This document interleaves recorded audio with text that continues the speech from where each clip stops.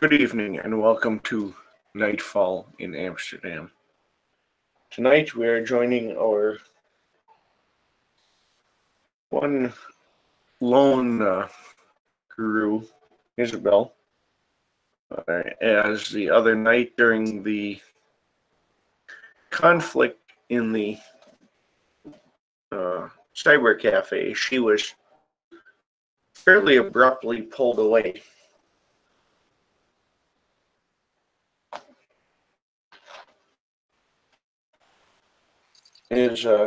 For those of you who did not follow, the guru had been attacked by another group of guru in the cyber cafe. Motive wasn't real clear. It was no discussion prior to the attack. And just as the conflict began, hands seem to grab Isabel, and she finds herself now standing in a fairly strange reflection of the cyber cafe, where the cyber cafe itself had been leather and mahogany. This one is stainless steel. There's lots of fiber optic and copper cabling. Cushions all seem to be like a metallic mesh.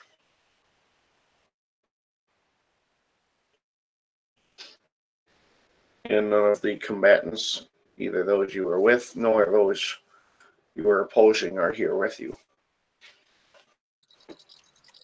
Alrighty. Isolated incident. I presume she's still in Krynos form? Because I was taken. Alrighty. Well, that's good. She looks around a bit. Does she know whether or not this is the Umbra?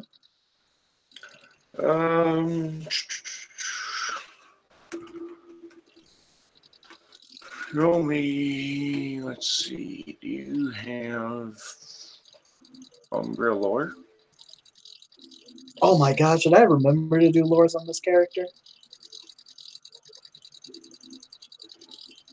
I don't know. Why don't I not see your character sheet?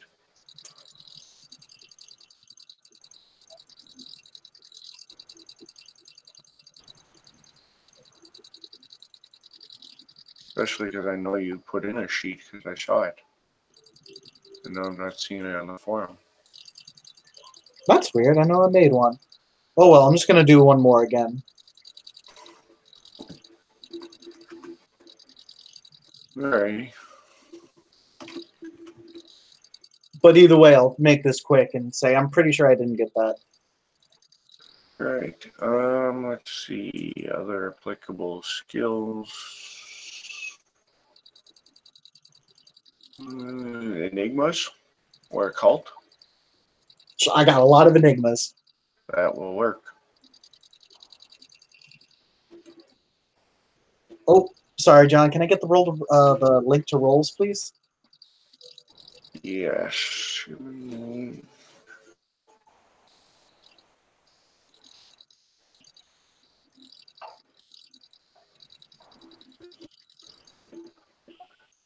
1 second while I pull it up.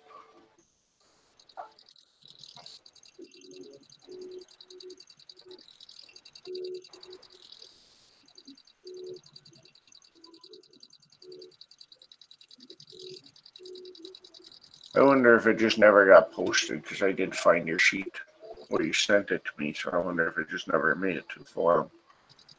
That might have been what happened. But I at least have it for now, and I didn't delete it, so that was my other concern. I did go ahead and post it, so if you refresh your page, it should be there then.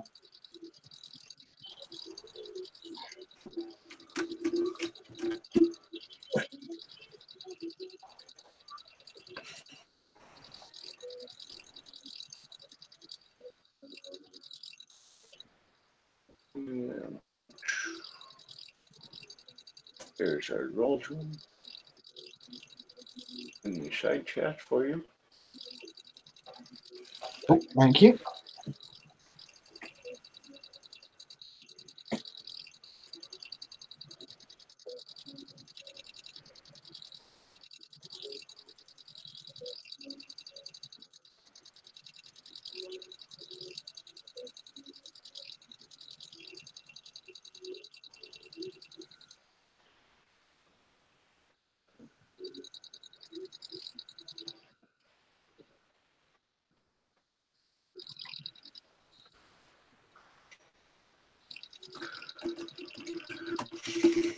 There we go.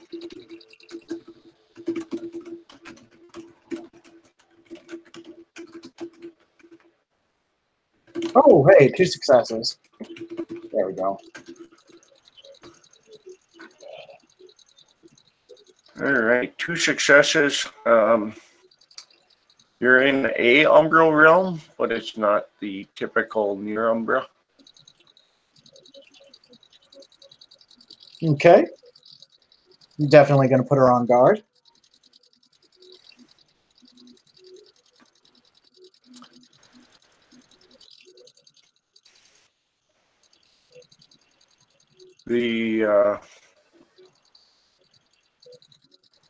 As you're kind of getting your bearings, you'll hear a woman's voice from behind you, and she'll say, it says, "That's not your fight yet."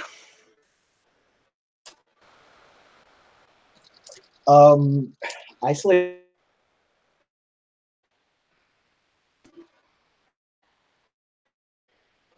And he totally just cut out. Where I did.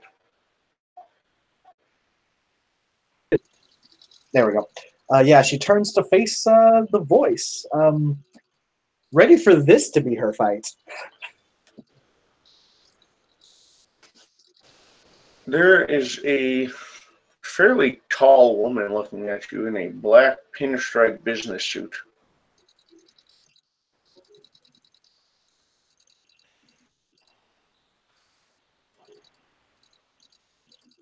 And she just looks at you and says, "I don't know that all this will be necessary just yet."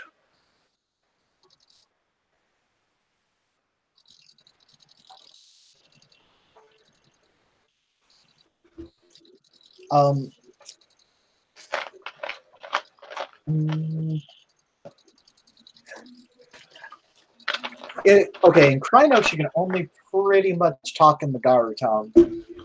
So she'll just try to say, she'll just ask, all of what is necessary.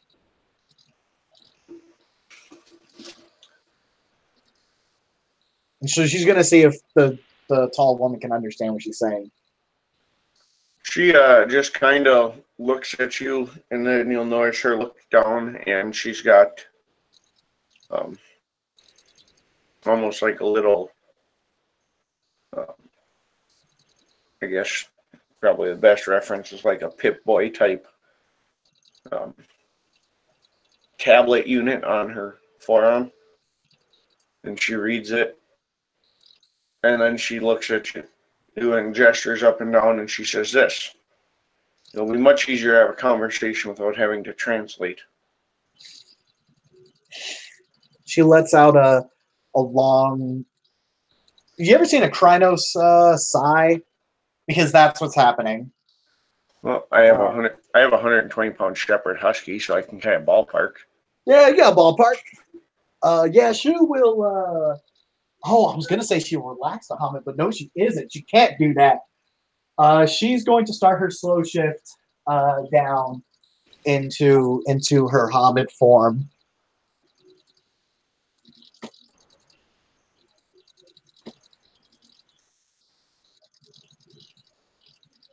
There. Who are you? This time she responds in English. She'll hold out a hand, and she'll say, "Name is Lucy.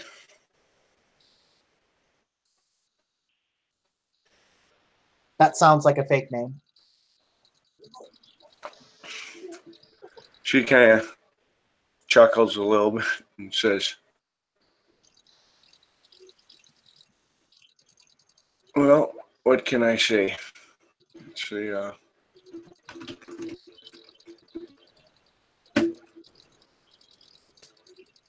that's all I've got. Okay. Oh. Oh, she'll just say, okay then, Lucy. Why did you take me? This is, in her voice, there's definitely partial annoyance, but also just partial, she's not used to talking like a person yet.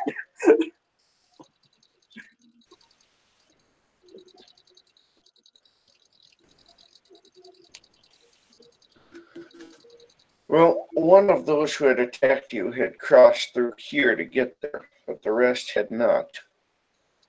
And I've seen more and more of them crossing through. But there are bigger issues in this city, and I don't think they realize that.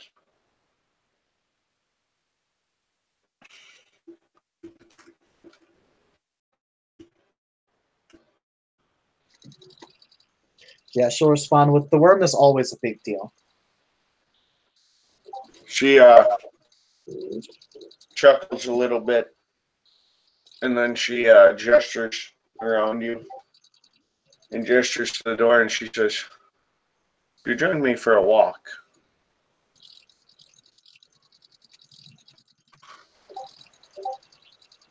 All right.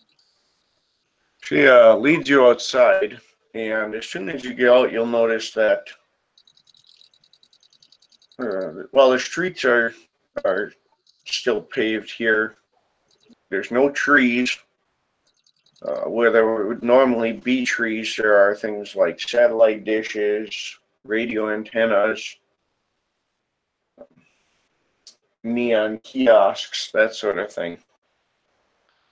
Oh, shoot. I almost forgot. Isolated Incident has a very high Weaver spirit heritage. So she's kind of lit up by neon in the Umbra. She almost kind of looks like a Tron character. Well, that would make sense.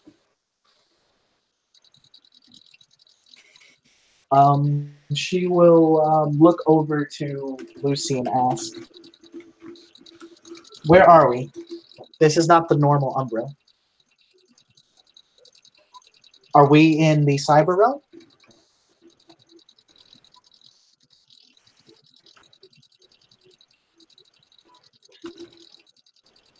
She says, oh, I wish it were that simple.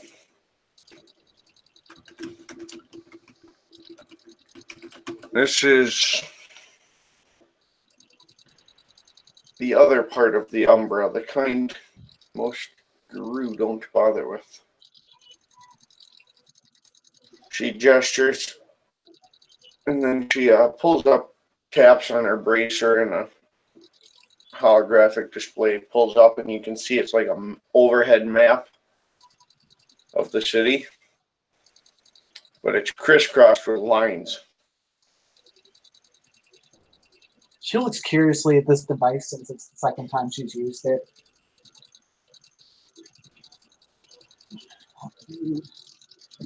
You see this city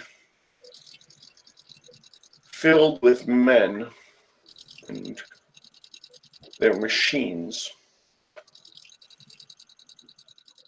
is in danger not first and foremost from the worm,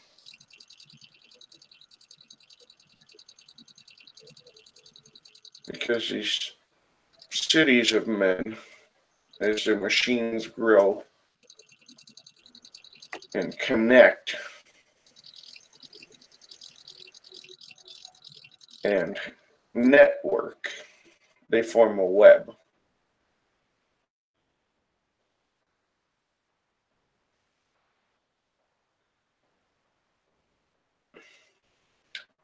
And unfortunately, in this city, there are those who have begun to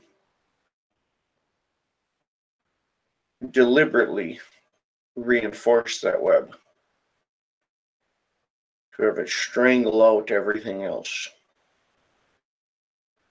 No change, no growth, no decay, no collapse. That's not good. The worm is bad, but this also sounds bad. They've taken old buildings, for example, and they have refurbished them.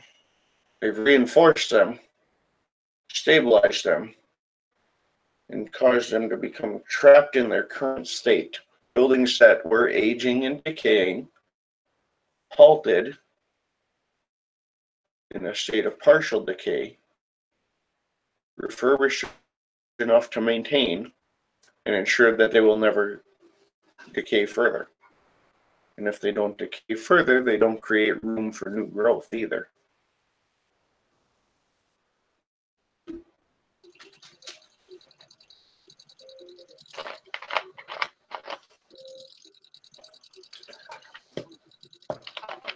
She gestures down the street and she says, "There's one right there, as a matter of fact."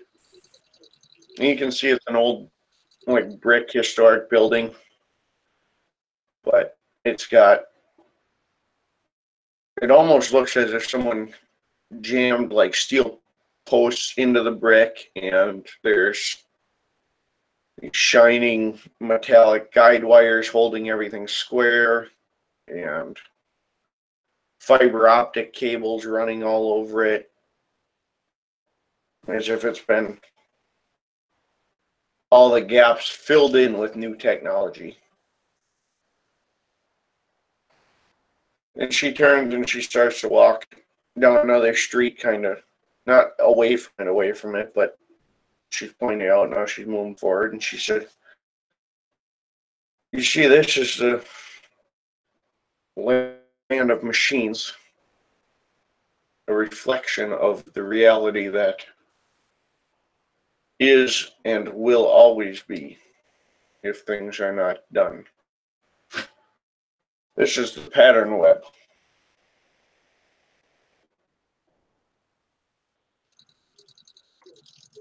How is that different from the cyber realm? The cyber realm is a reflection of man's technology and innovation. It is a rampant mechanical growth. It is expanding, it is growing, it is changing. Because man's technology grows and changes. Here, it doesn't. Here, it holds the world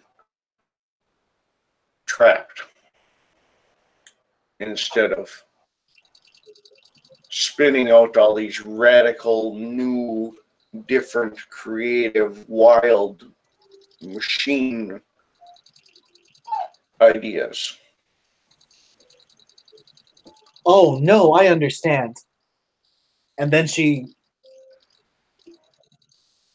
it's like a so she growls, but like she forgets that she's not a wolf, so it's just kind of like a cute looking girl growling. So it's not all that intimidating. So and she'll say, "We must stop this." She gestures and she says, "Normally, some of this stasis is natural. Some things are shored up, while decay takes others, and growth grows anew. And then as the things that grow begin to decay, those are shored up. Things that were shored up decay past, and things that decayed grow new. And we have a wonderful cycle. But here we have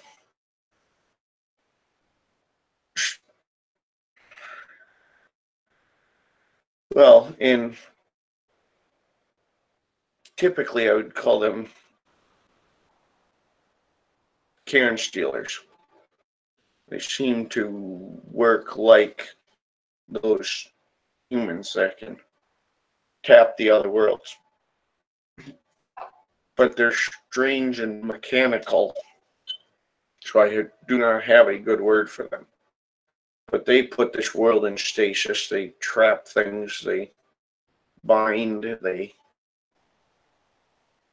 shape, and then they seize everything into position.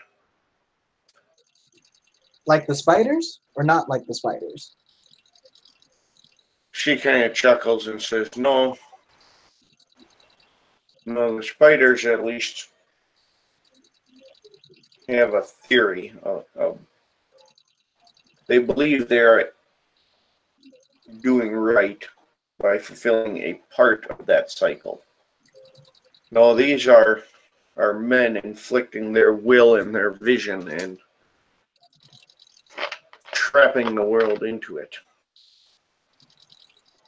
Not the first time humans have done stupid things and hurt Gaia. No, unfortunately, however, these are ones who can directly touch the Weaver and see it as a good thing. They're still human, right? Like any human who can touch this world, they're humanish. They're capable of more than a typical mortal human. I don't know what all they're capable of. Huh. Fair enough. I know humans die quick. As you guys are walking, she kind of pulls you quick up against the building, and she motions over her mouth for quiet, and she points. And you see a group of men, and it's not like a deliberate marching, but they're all walking pretty well in unison. They're all wearing kind of the same bland suit, carrying the same bland briefcase, and they head towards one of the buildings that you referred to as being locked in stasis, and go in.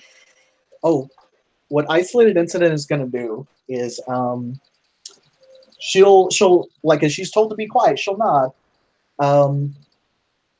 and she'll actually produce her phone, basically produce the video record camera on it and fucking record them. Okay. After they've gone in, she motions and she goes,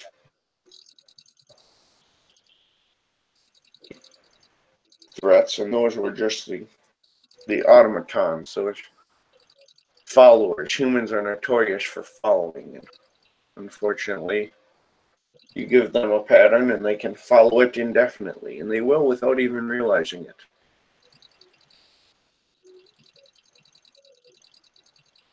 Normally,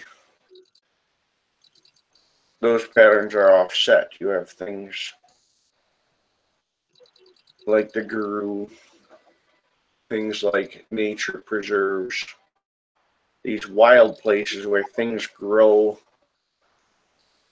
and change and create a balance, a contrast, a city with parks and green spaces, for example. And of course, what do you suppose the strongest of those would be? The places the guru call home.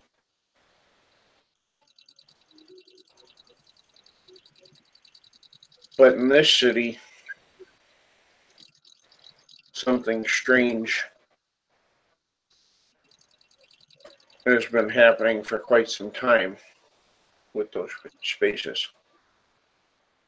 And she'll pull up her map again, and she kind of zooms in and highlights a couple points. Where can I get one? She points at the pit boy. She smiles and says, "I'm sure we can come up with something." She nods. These are the places traditionally home to Guru, the Sets. There are 3 in this city. However, something strange has been affecting some of them. And I believe it's been happening for a long time. She touches one and she goes, "This one we know not to go near. It is a dark place. The spirit there is, if not cruel or malicious, then definitely very aggressive and vicious." That has been that way for some time. But this one, which was the most prominent and the most capable,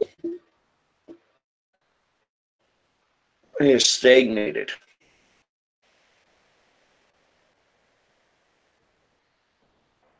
I suggest you and I, perhaps you will be able to discern something I haven't from what I've seen there.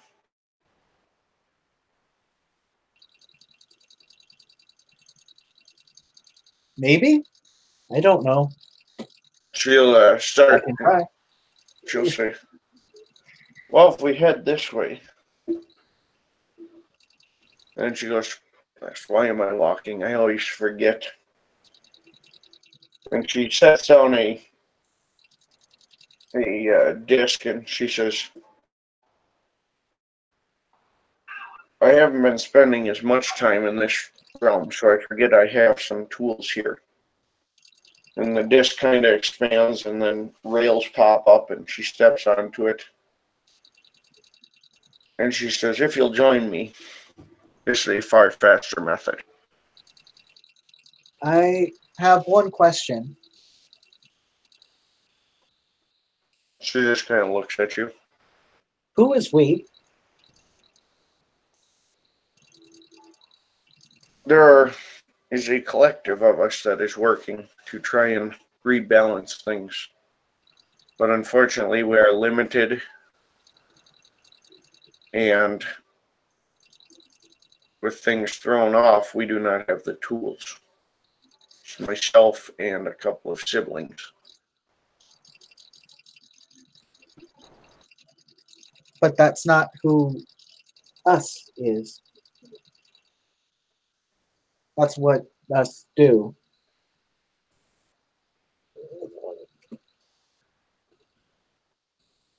Well, we have a couple of different we's then in question. We have we as servants of Gaia. We have we as in myself and my siblings that are working here to try and at least understand what is going on.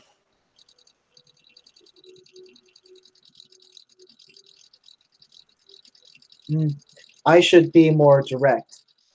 Can you shift like me? Or can you shift, period? Not like you, no. But you can shift, yes? Yes.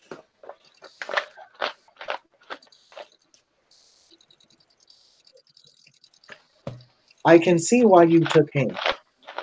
Glasswalkers are more accepting of you. I think as well this is a realm in which you could better comprehend what was going on. Over there too. And she'll step on the disc thing now. Now that she's gotten the best answer that she's going to get. Yeah, she kind of touches the rail, and it's almost like a surfboard type shape, but then with the railing at waist height, and it zips off down some of the streets, following one of the cables that's kind of laid into the street. In fact, it almost reminds you of what you've seen with a GPS, with the arrow following the line. Okay. And fairly quickly, it stops and she gestures and she says, Probably best to walk from here. Yes, please. She's just holding on to Lucy's, like, onto her the coat part of her suit, Okay. shaking. She's not used to moving that fast. And she'll, as the disc kind of, the rails collapse down and the disc shrinks down, and she picks it up and she starts walking. Roll me a perception alertness. Okay. What is her? Okay, yeah, it makes sense. I put her alertness that high.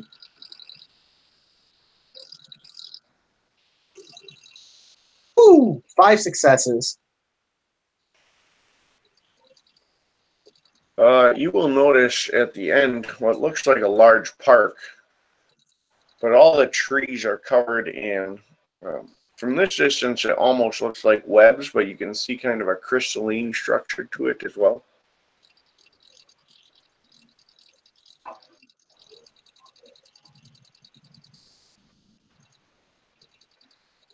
She definitely looks a little. She definitely looks uncomfortable with that. She says she's gonna probably say this out loud.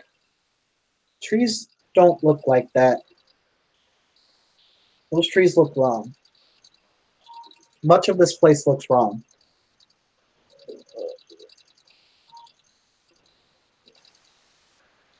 She says, indeed.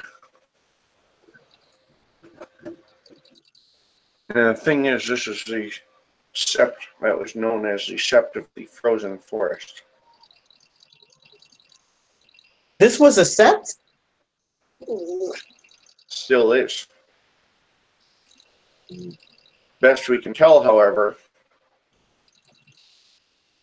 it hasn't changed, and there's little to no growth, and indeed, from what we've gathered on the other side, the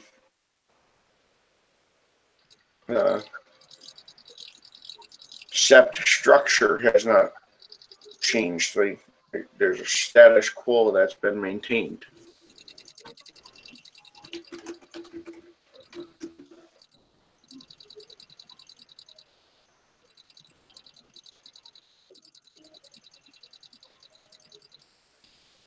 So you are saying that this sept does not have worm taint, but weaver taint?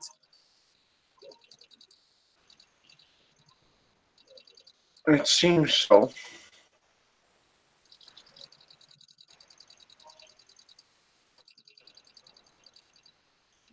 Now, my concern is that the spirit of this sept is a spirit of ice and frost.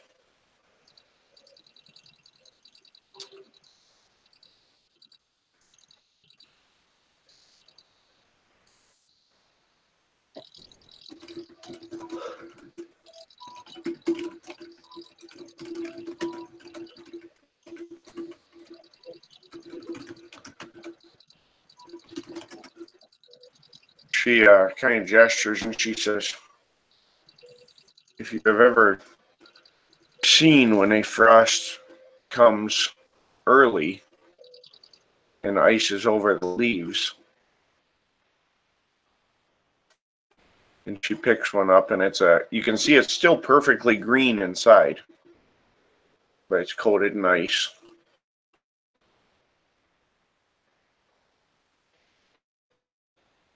She says, ice keeps things exactly as they were when the ice touched it.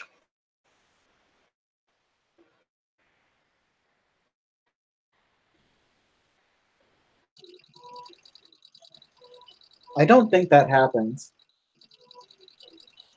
I don't know. I've only seen it snow twice. Was it twice? Well, the problem is normally ice melts, but the spirit of ice is not going to let her domain melt. And I fear that being in a city surrounded by these weaver structures, and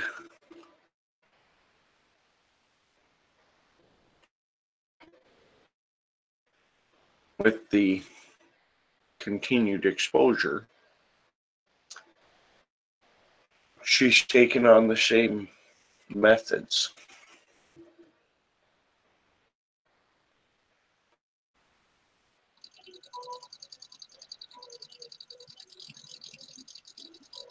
I don't know if that happens. That doesn't happen to our seps. No, I suppose it doesn't. Certainly not on its own. Oh. Oh no.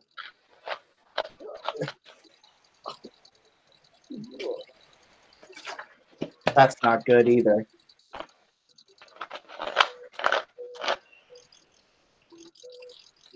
But if a sept spirit were corrupted, became convinced it had to keep everything as it was in order to be successful,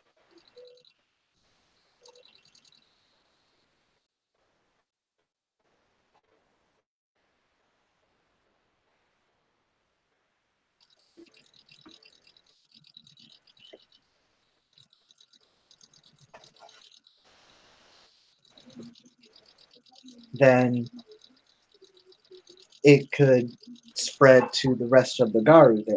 Yes? certainly could influence them, cause them to start aggressively attempting to maintain the status quo.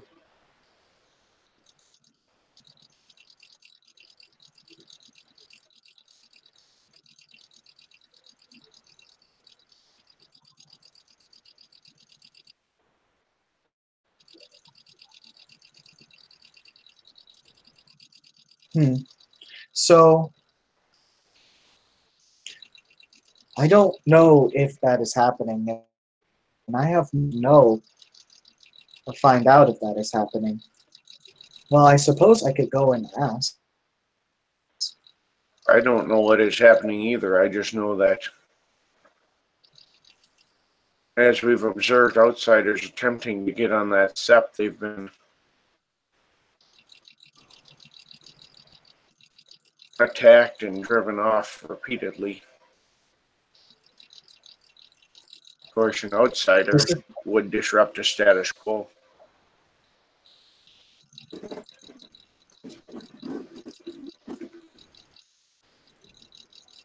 So I suppose I will see if I get attacked.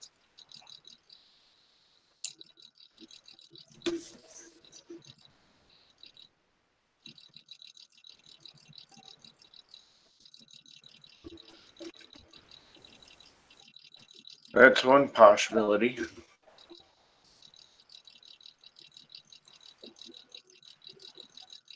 Another would be that we continue to observe, but perhaps you can help me identify the other threats. Perhaps we can see what has changed in the last recent times. This is a recent effect at this sept within the last couple of years. No more than a dozen or so. The sept always had their own politics, but this is the first time it has turned into isolationist policies and open hostility. I think I will help you. But first, I need I need to know what you actually are. How do I know that you are not a worm creature tricking me?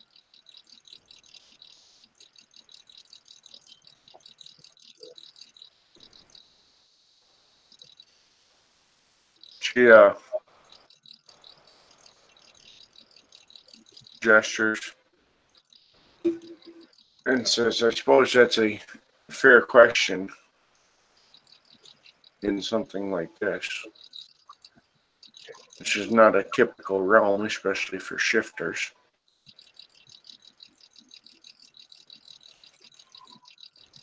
You are asking me to...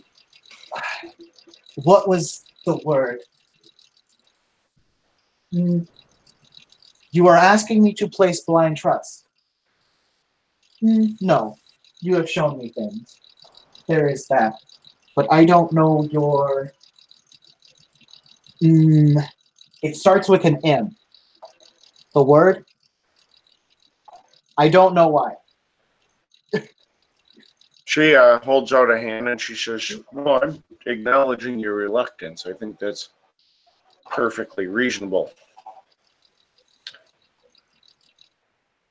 But here, perhaps this will help. And she holds out another hand, and handing you a like a smartphone. And as she does, you notice the hand she's holding out to you is on the same side as the other hand that she was holding up. She tilts her head. And then another one comes out and she says, and perhaps one of these units will help as well. We don't have a name for them, of course. Pop culture has, but unfortunately, my brother came up with them. Terribly uncreative. So he's calling them a data bracer. She rubs her forehead and she says, for the love of Gaia, please come up with something better than data bracer. And it's a Pip-Boy type unit. And as she's holding that out, she also seems to be entering commands on her other bracer with two other hands. And you notice that she currently has a couple more hands than she should.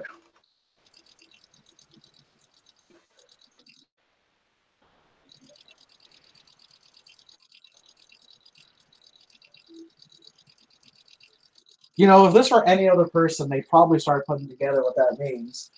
But this is a wolf. Actually, you know what? No, I'm going to roll her Enigma to see if she can figure it out. Because let me guess, she has 8 limbs at this point? Correct. Yeah, that's what I thought.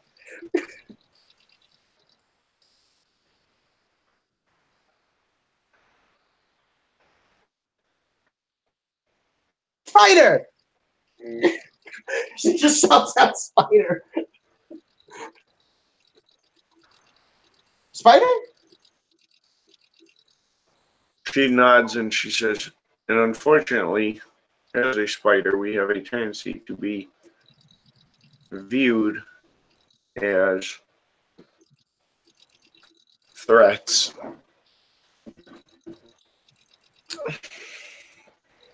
As I said, I have some siblings.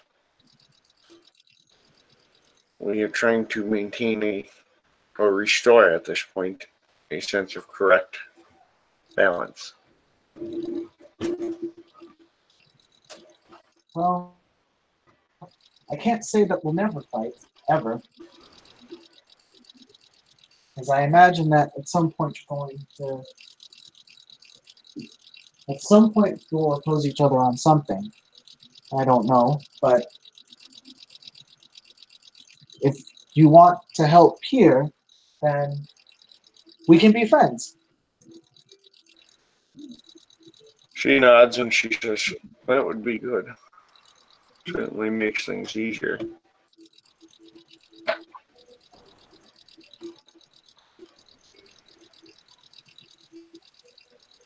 I wouldn't know how to get to all this, so I would probably need to get more of my people to go and see into things themselves, because they won't believe me if I told them a spider told me. That's probably true. She gestures towards the phone and the bracer and she goes, perhaps some photographic evidence would help. Yes, that group walked into the building and get some evidence there. That's true. Except covered in frozen webs might be convincing as well. Why not both? Oh, certainly.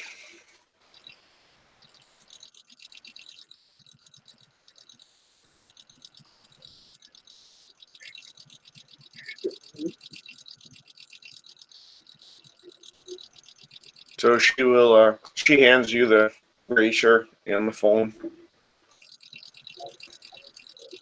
All right. Is this how I get in contact with you? There is a direct line to me there as well. It's not so much a phone number because how they're set up, but it's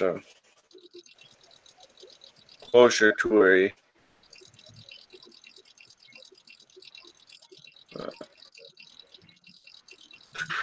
she kind of gestures and she says, think of a multi-device Bluetooth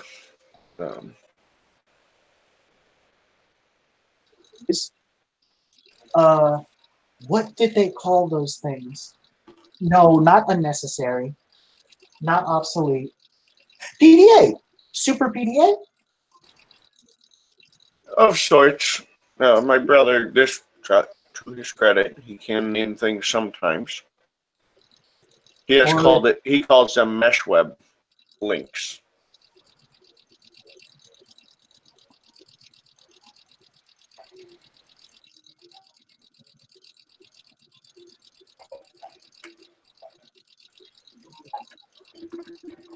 Ooh. Mesh web link. Mesh web link. Yes. Isolated incident plays around with it.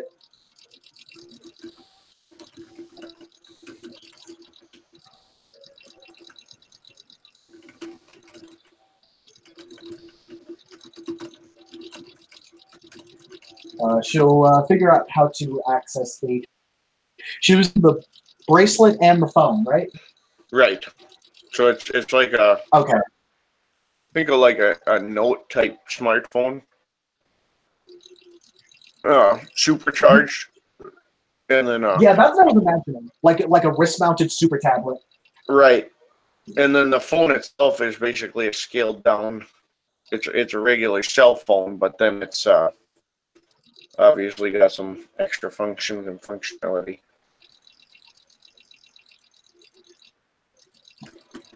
So she'll look over, nod, and say, "Time to scout."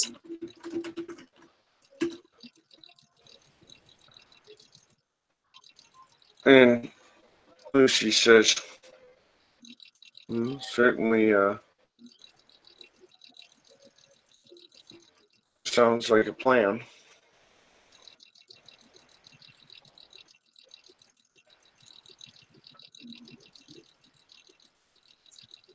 And she'll point and say there's a number of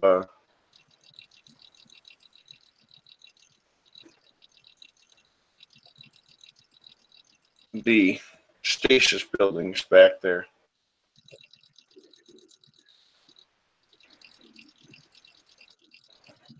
Okay, we should go to just the closest one. One that doesn't involve me getting on the disc again. I do not like the disc. She chuckles and says, well, then that would probably be the first one.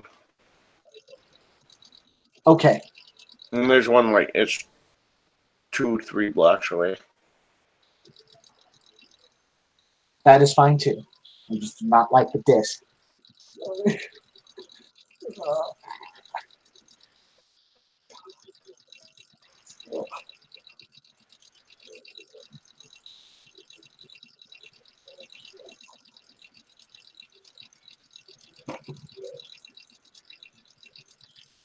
So it's a short walk. And the building in question was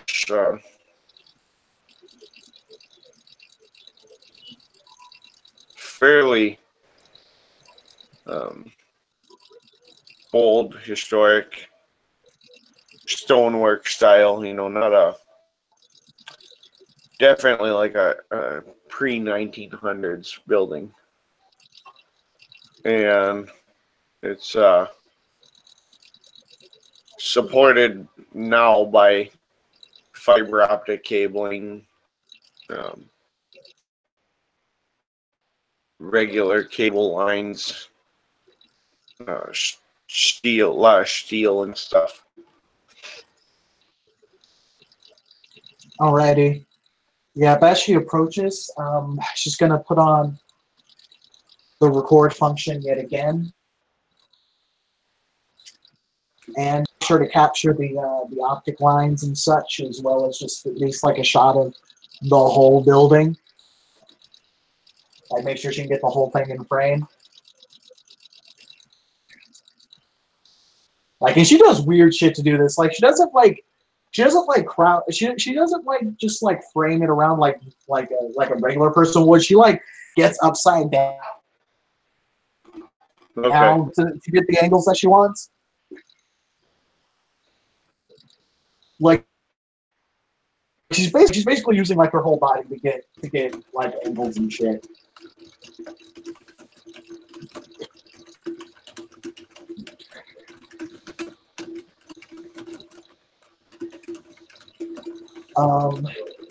But I'll look over at Lucy and ask, "Shall we go inside?" She says it would probably be good. She'll nod and start to approach. She's doing her best to move quietly. All right, let's go with a dex stealth on this one.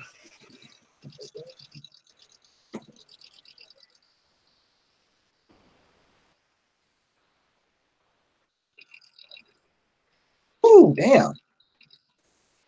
There goes 4 successes.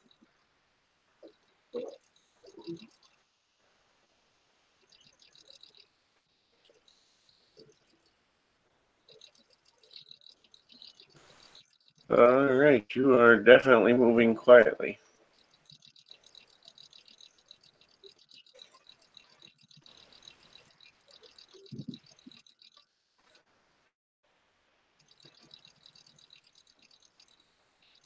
You get in. Inside looks pretty much like the outside of the building did. Oh, what was that? Inside's kind of the same idea. Some of the walls are still old stonework and stuff, but then there's like all new LED and neon light fixtures and stuff.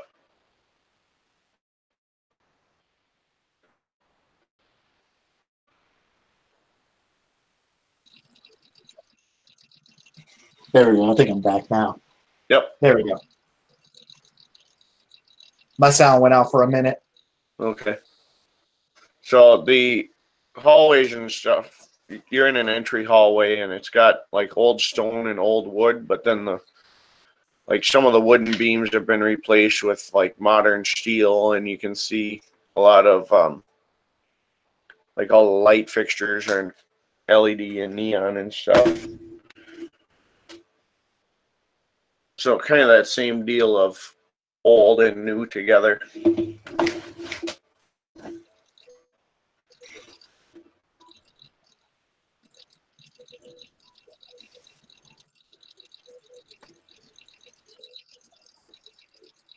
Okay.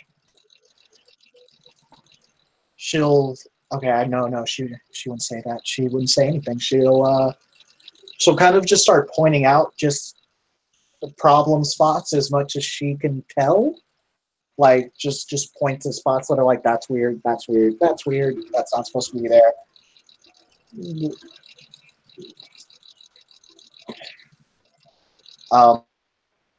Each something like just that sticks out for her, she's gonna actually kind of get a close up on it and make sure to hold the camera there for a little bit. So that way anyone that views this video later can can get a good look at what she's what's getting captured in frame. Okay.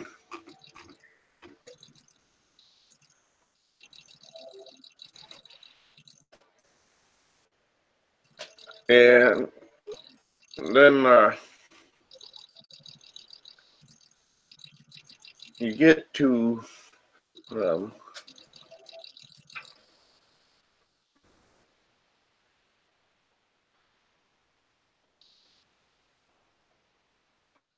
the end here. It kind of opens up into a larger room, and in the room there's basically rows of benches, and there's the same type of guys in their bland suits working at these benches. And it looks like they're basically assembly line production of electronics and stuff.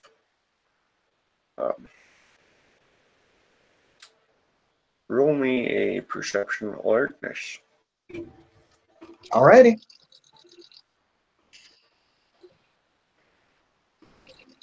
Ooh, that's 1. I got 1 that time.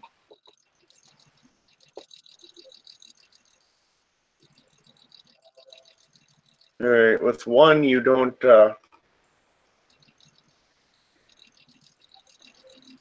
You just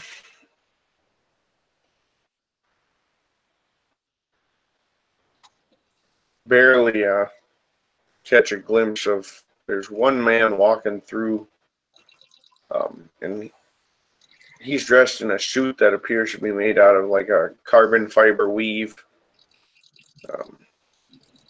He's got a number of some sort of articulated gauntlet that he's using with the devices they're building and stuff, picking up pieces, that sort of thing, almost like a multi-tool gauntlet. And he continues to move along.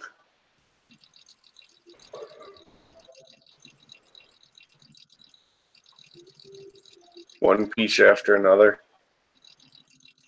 And he seems a little more like cognizant and aware than the other ones. Yeah, she's gonna follow that dude. Because from what she can see, then that dude's in charge.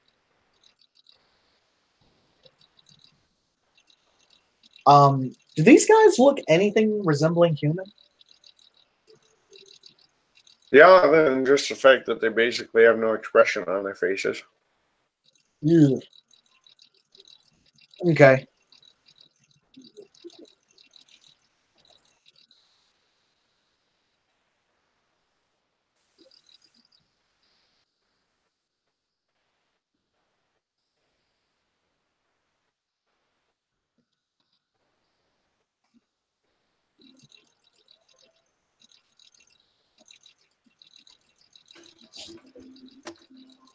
Can she catch his face?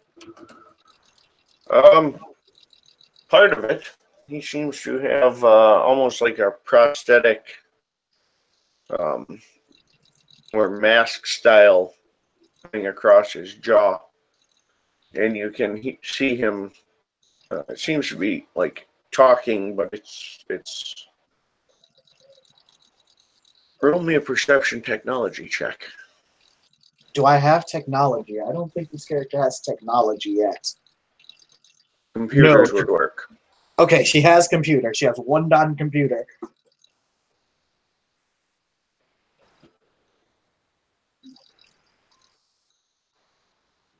Woo! 260 perception computer. All right, you would recognize that based on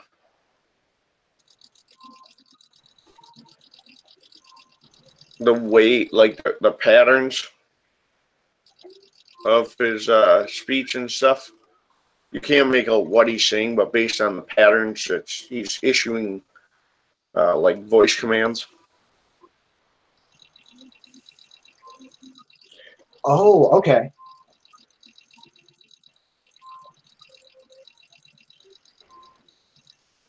Alrighty. Weird question: is Lucy still with her or no? She has kind of been hanging back in the hallway and seems to be like watching back down the hall. And as she's looking at her data bracer and has like a screen up of that looks back out towards the almost like if she put a little temporary camera or something outside, so she's watching the street through her bracer.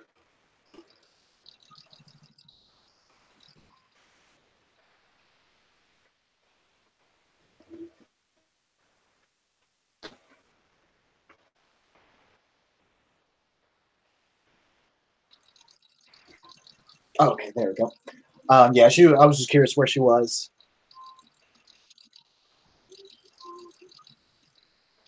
Is he just continuously kind of moving about, like more or less running shit? Yeah. Yeah, he seems to be running stuff, and he's kind of integrating these things they're building into something.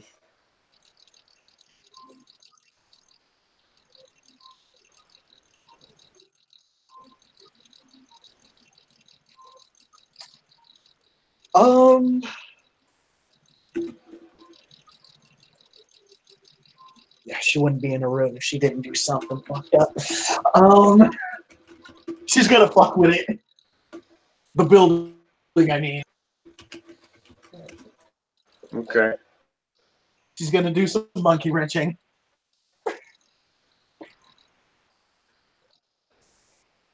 Unless is this guy just kind of continuously doing that, or does he ever stop?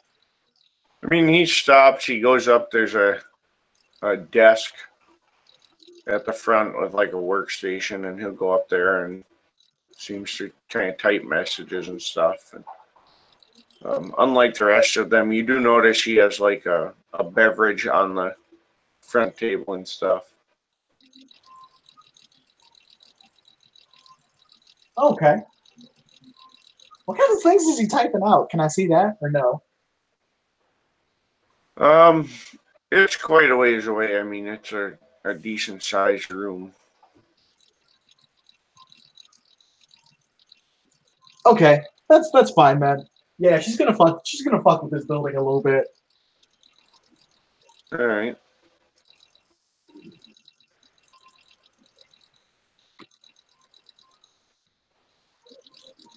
Is there a server room up in this piece? Not well. There may have been one like back in what,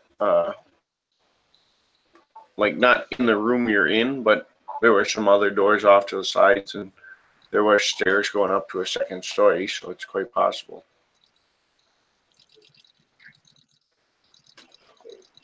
Yeah, she's gonna go up the stairs. This is a bad idea.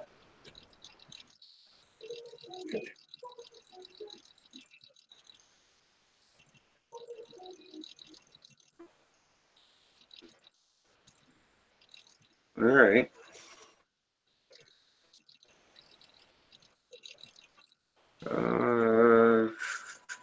You get up.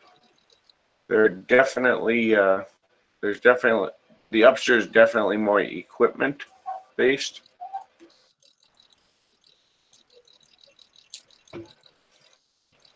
Oh, there's equipment up here and shit. Yeah, there's the servers, but there's also other computers and tech gear and that sort of thing. Yeah, no, she's gonna steal some of that. Okay. Fuck it. So she just like starts grabbing laptops and shoving them in a duffel bag. She's gonna get she's gonna get like what looks like she can't carry a hell of a lot. So she's probably gonna get like the most advanced like compact piece of tech that she can get. All right. So she's looking maybe like if she can find tablets or smaller handheld versus a laptop.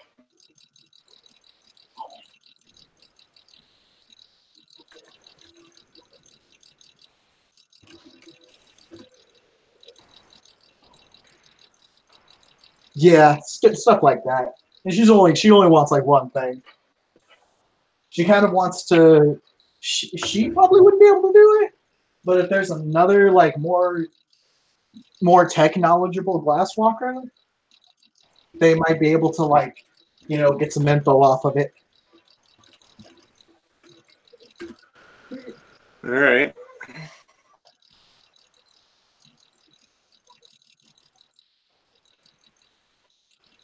Bear with me here for a second.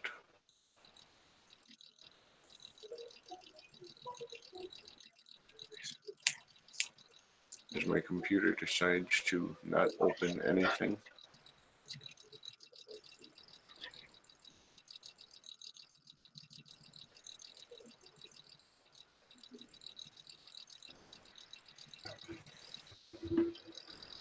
Let's open nothing and then open everything at once.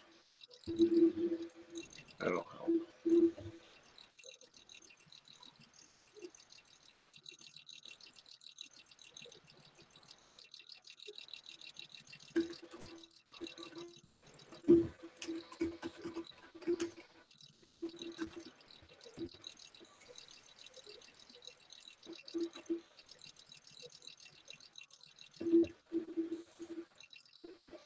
Some days I hate technology.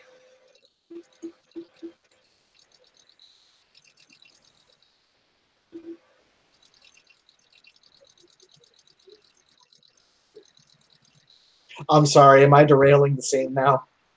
No, I'm just trying to pull up a couple things, and my computer decided that things I tried to open like a minute ago are now going to open.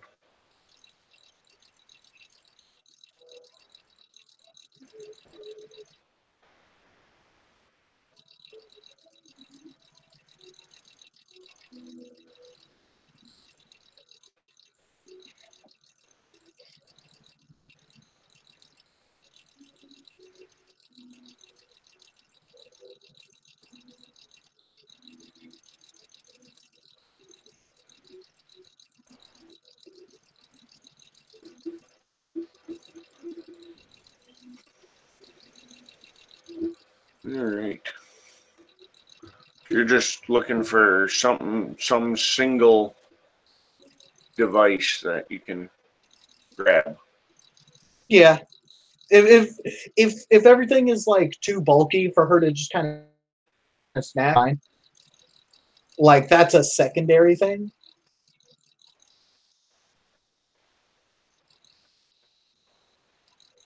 No, you are able to find a. Well, there's a utility gauntlet like the one that the manager was using downstairs. Oh, yeah. My bad. I think there were other things. There is. They've got a what looks almost like a small like a stand, or like a little frame. So if you think of a hollow cube, and then inside it is a single armature with like a laser point looking thing on it.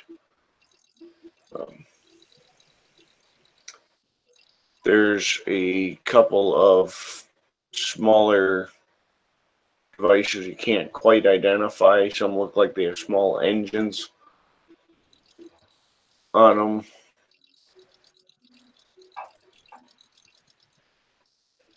Yeah, no, she's definitely gonna make sure the camera gets all of these things. Because even if she doesn't know what they are, someone else might, and it'll be good to, at the very least, identify like a couple of them through video before they hit another one of these, because she has a feeling they're going to hit more of these. Okay.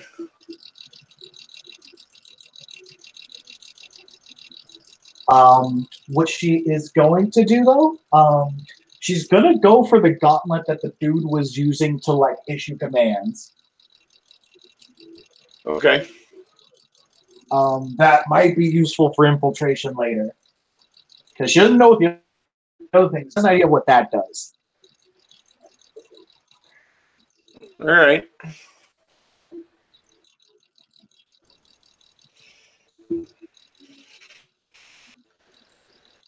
As you are, you're looking at it, and Lucy's kind of looking all of it over, and she picks up a small unit. It almost looks like kind of like those earbuds that like loop over your ears and go behind your head. Kind of looks like something along those lines. Oh, okay. And she's like, I suggest we don't take much. I'm sure they keep a thorough inventory. She'll isolated incident will nod and then say, "Shall we fuck it up?"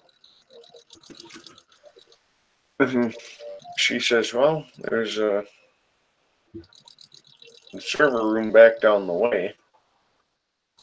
I'm sure that's running the operation. I did notice a separate communications room. So I guess the question is, do we want to take out this operation node, or do we just want to disconnect it?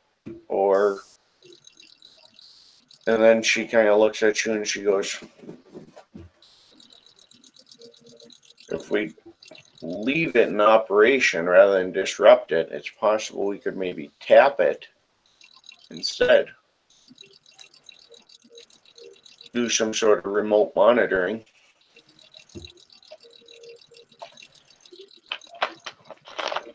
That is something we can do. I guess it depends on what our priority is. Stop the immediate operation or gather intel.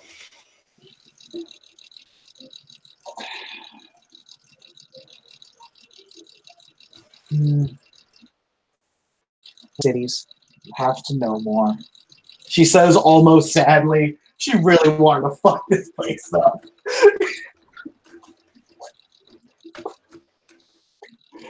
But she'll say, we should find some kind of way to monitor them.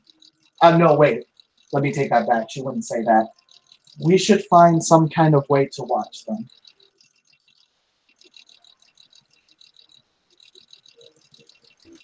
If there are tribe mates here, they may be able to do that.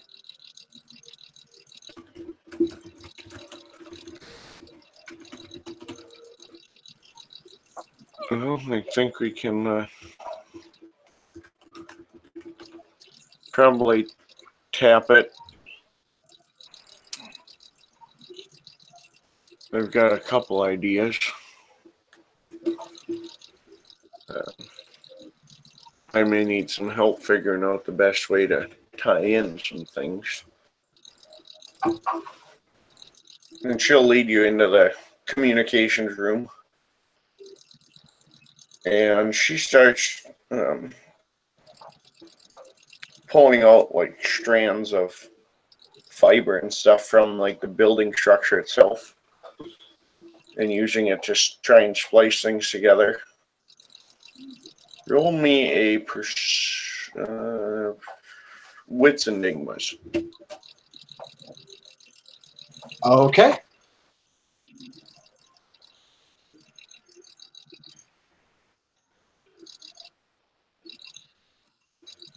Not the best roll, but I got one. All right. Well, with one, you can see that the communications lines are, the way they're set up is similar to an umbral map.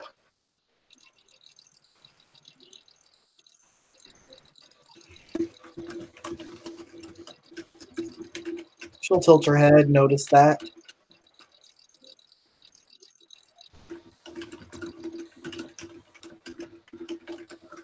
And let's Let's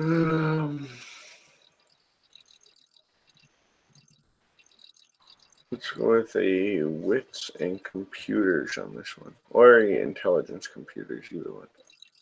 I don't know if they're different or not.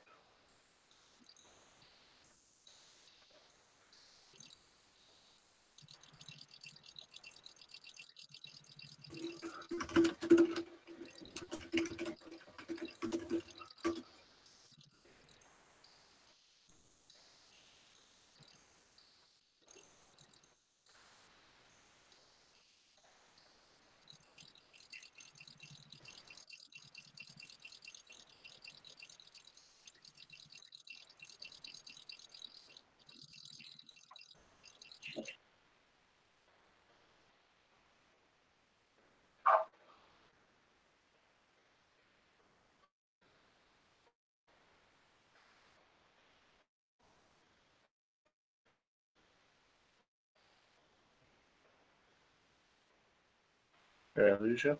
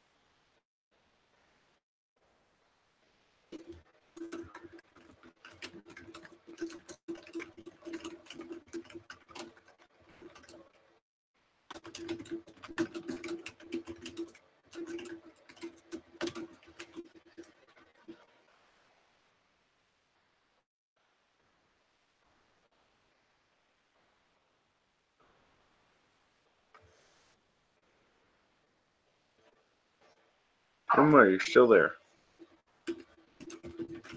Nope, I'm here. Okay.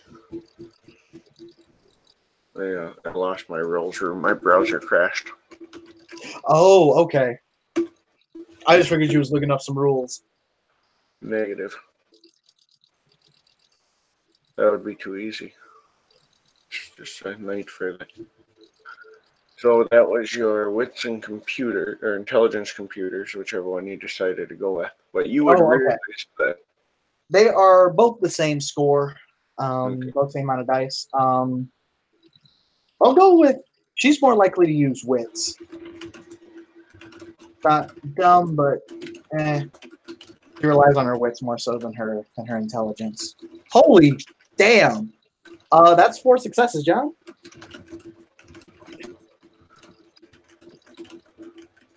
All right.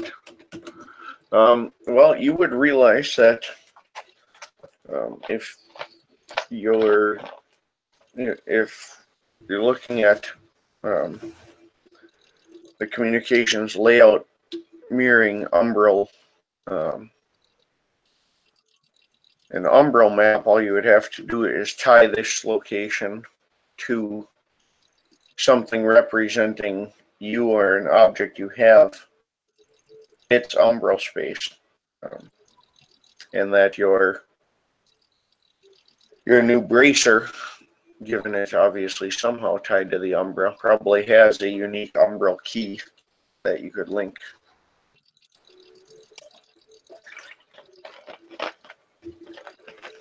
So she'll look down at it for a bit. She'll look at it, sniff it, nod. With tablet to basically piggyback on their communications. All right.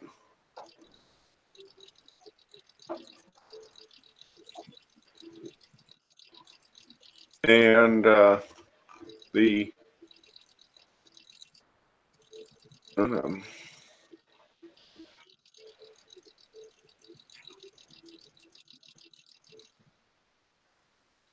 so Lucille kind of working on your logic helped get everything lined up and synced up to your bracer.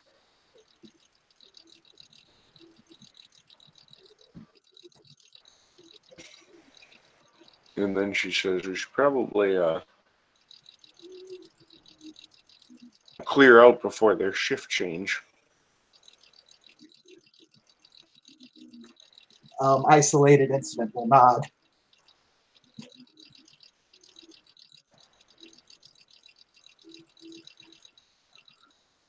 And she'll lead you out and say, is there anywhere specific you would like me to take you? Oh, what'd she say? What'd she say at the end there? Is there anywhere specific you would like to be taken to?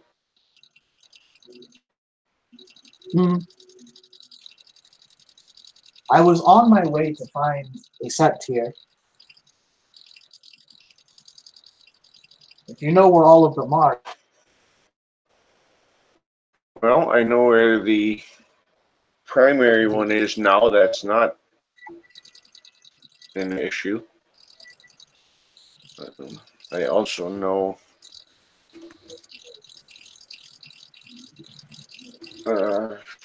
where there are a couple of others like you that run a cyber cafe and coffee shop. Yeah, that was could where you direct took you me as from. well. No, that was a different one. That actually was not ran by anyone on the supernatural side, believe it or not.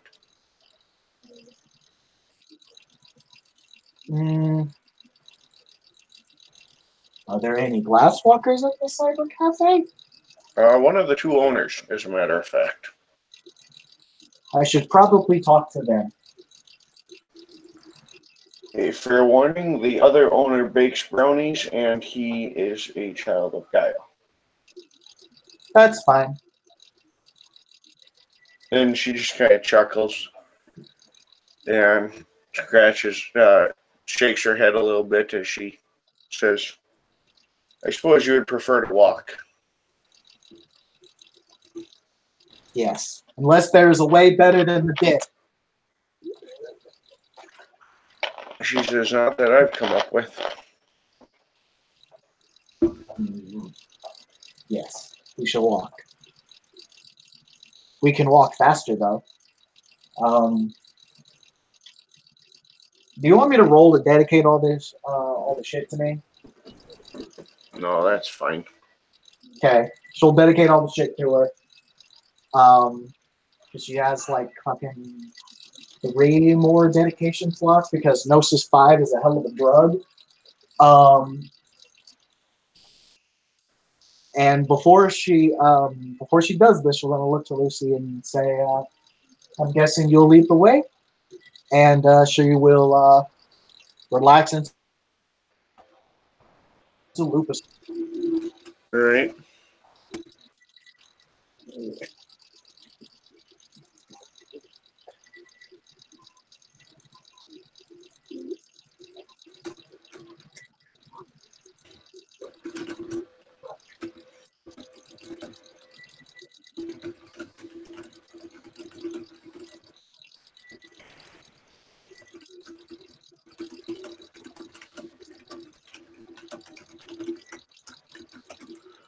All right, and it's a fairly, it's a moderate walk, but Lucy stays in her Hamid form and walks. And she says, I don't know what your opinion is, but the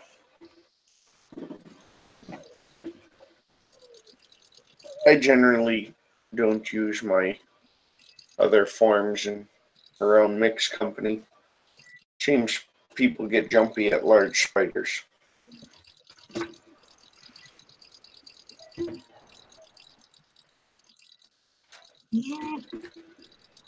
She can't really say anything to that right now because she's in lupus form. Oh no, wait, yes, she can.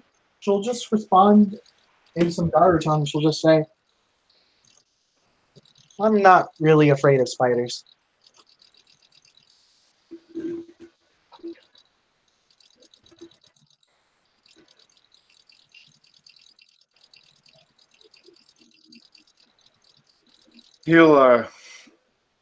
She'll shift then into a overly large spider form. I'm guessing she went Pithis. Yes. Awesome. She'll isolate. It will sniff. She shifted into this new form.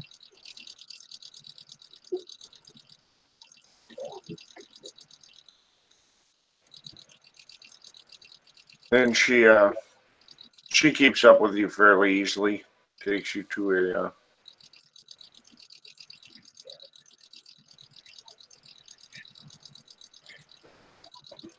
it's a building that you can see on this side. It's definitely tech heavy, but unlike the other buildings, it seems like a different kind of tech. So like the front face of the building is all solar panels. Inside you can see, although they're made out of machines. There's like organic plants. So there's the leaves will be like microchips and circuit boards and stuff. So it's tech, but it's definitely more natural oriented. And she says, "This will be the place."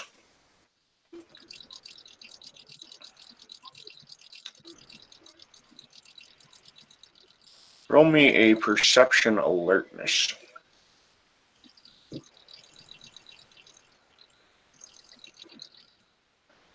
Okay, perception alertness.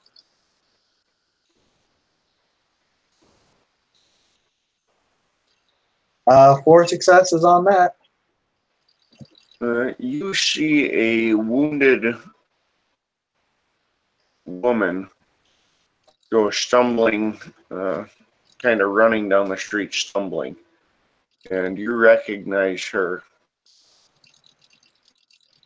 as one of the ones that had been attacking in the cyber cafe. And she's in the Umbra right now, right? Yeah, she's in this web realm.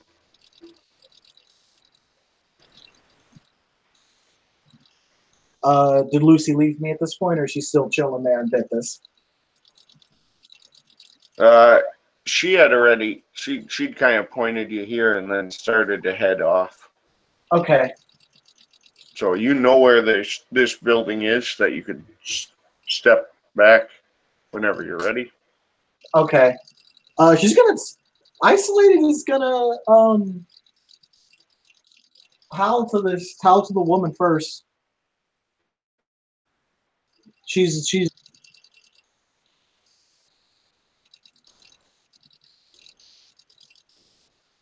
All right, so she's gonna just kind of let out a general howl.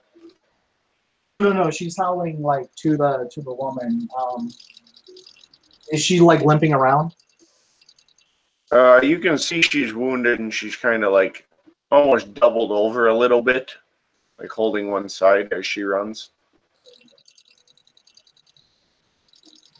She's not even. Yeah, no, she's not even gonna howl. She's just gonna kind of now that she knows where she can step sideways safely, she's gonna move on over. She's gonna make sure that she's a good deal away from this woman because they were on opposing sides not too long ago.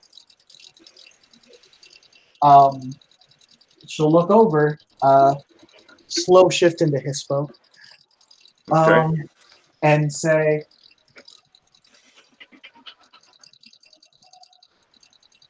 "Why did you attack the cafe?"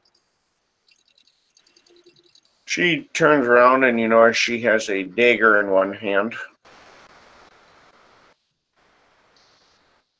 And she just looks at you and she says, "Another outsider." Because that's what we do to protect the Sept and the city. You kill Gara? Outside Guru are a threat and deemed necessary after the conflicts that we faced. And she kind of seems to Like you can tell she's like preparing for the possibility of combat at least. She's got her dagger in her hand. And she's kind of turned to face you.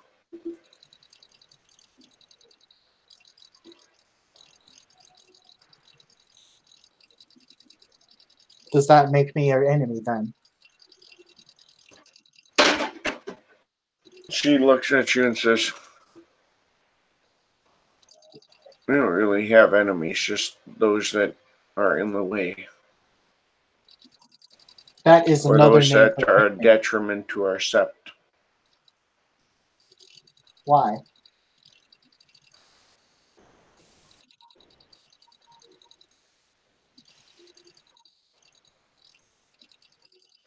She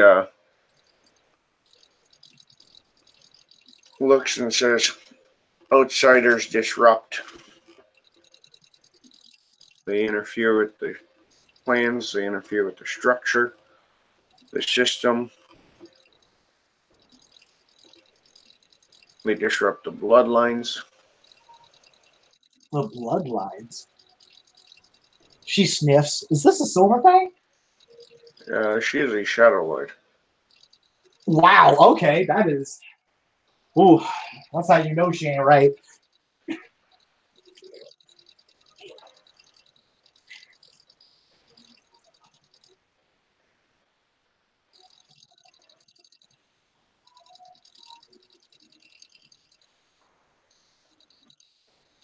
She'll, isolated the last then she'll ask,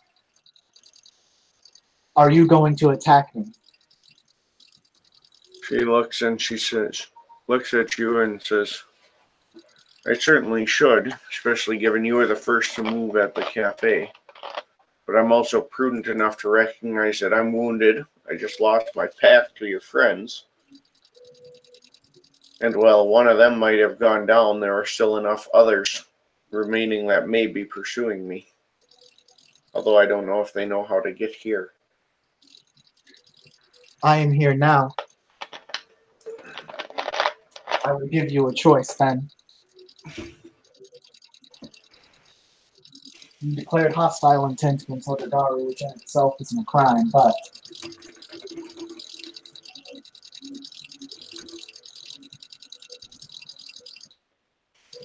there may be the possibility that you are being led astray. No, she wouldn't say that. But you are being led elsewhere. Somewhere bad.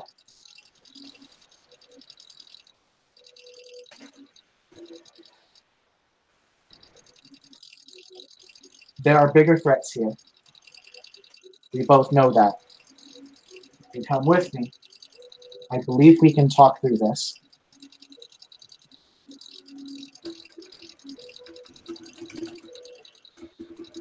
She looks at you and kind of looks a little sad, and she says,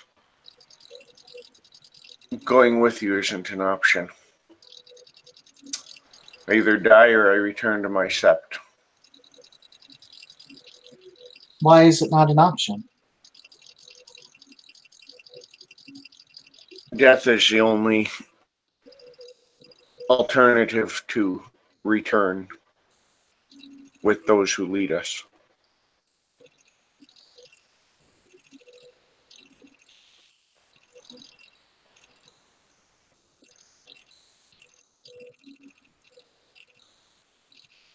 It does not sound like you follow the litany in that sense.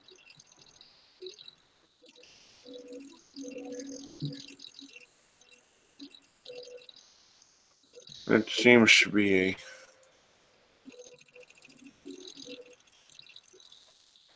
a belief that others share.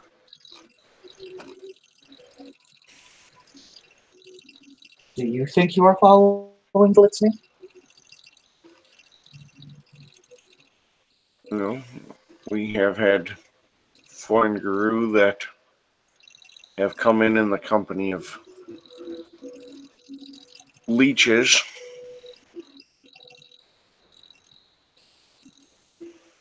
We have guru that cooperate with can stealers.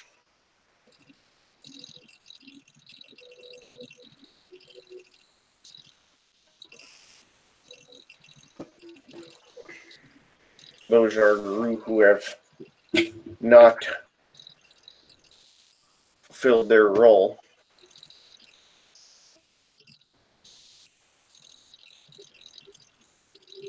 We have Gru who have not followed the leadership of the Sept.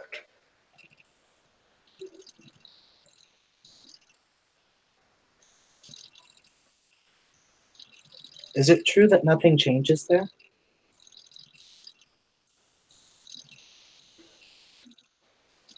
I suppose that would depend how you define change. We've had leaders change, but when they change, it is as one gets older or dies in combat, they are replaced by the next in the generation. No challenges? There are challenges. They're always won by the same leaders. Our Alpha is the son and grandson and great-grandson of the last three Alphas.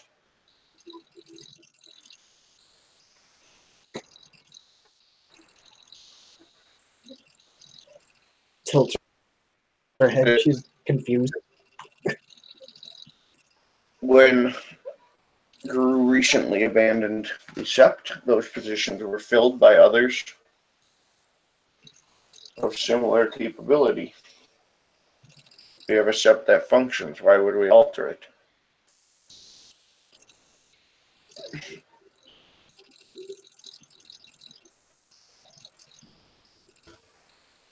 May I ask who your Alpha is?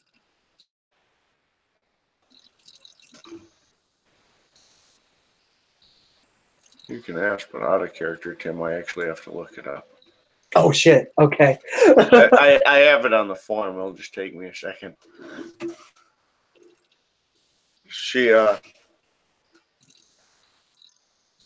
says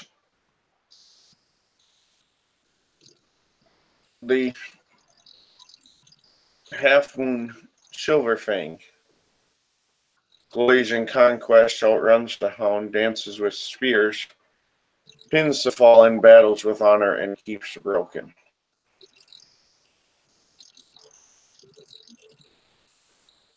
His father, his grandmother, and his great-grandfather were all Alphas before him. He has inherited the deed name Keeps the Broken from all of them. The rest he earned early.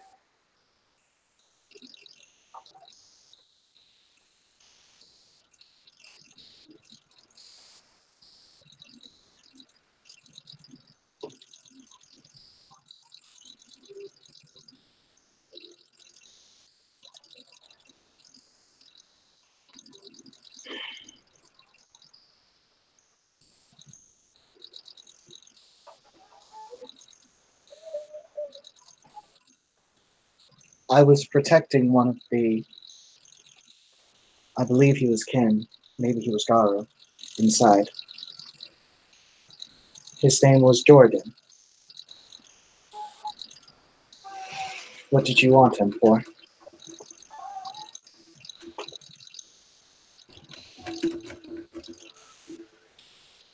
He was of pure Silverfang lineage.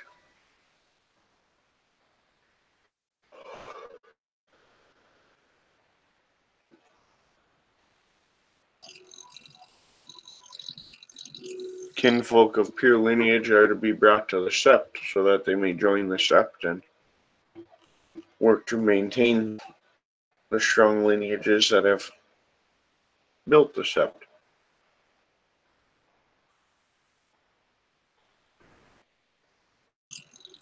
So you attacked us to kidnap him, yes? Well, we also had to address the threat of outsiders. Outsiders are not part of the Sept and bring risks and threats that way.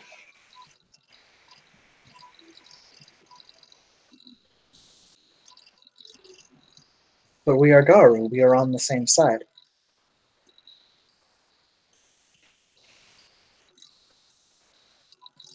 She looks and says, if you know the history of the Guru at all, you would know that that's rarely been the case. I did not claim to, but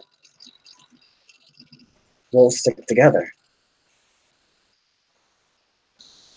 Sticking together has also caused us to tear ourselves apart.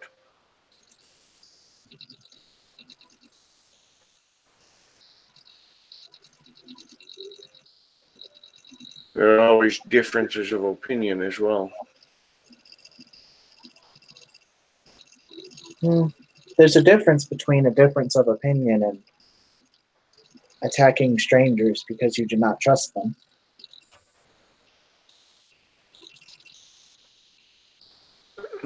There's also such thing as a preemptive strike. Are we the worm now? No one said you were the worm. That doesn't mean you are not necessarily a threat. There are many threats besides the worm. But that's the one that we concern ourselves with the most. That's the one we fight the most.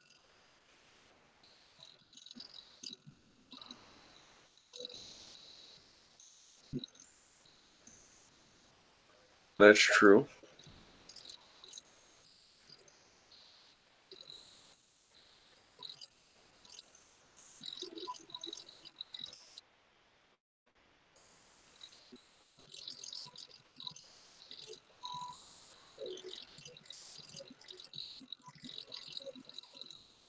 However, weakening ourselves and creating a position where the worm can take hold aids the worm, even if it's indirectly. The infighting does this. Nope. Fighting each other does the same thing. Sometimes.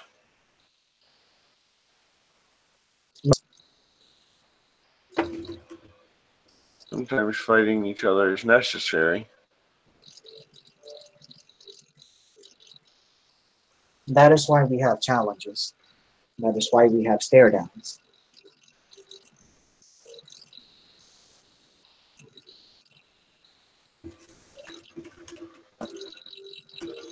She just kind of looks at you somewhat frustrated and keeps looking back, and she says,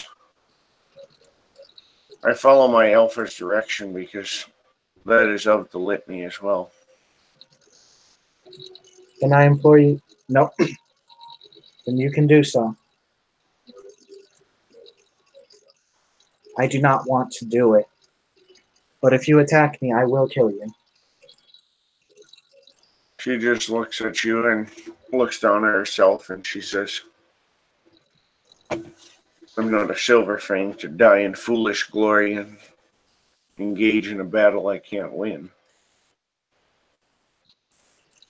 I'm already wounded. You may have friends coming.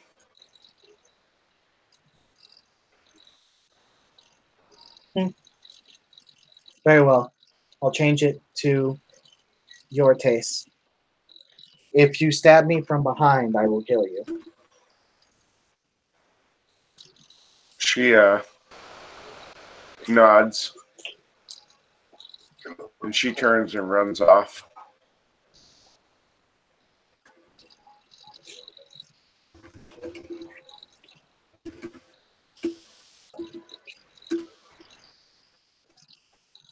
And yeah, she's gonna make her way over into the cafe. Slowly shift into Hamid again.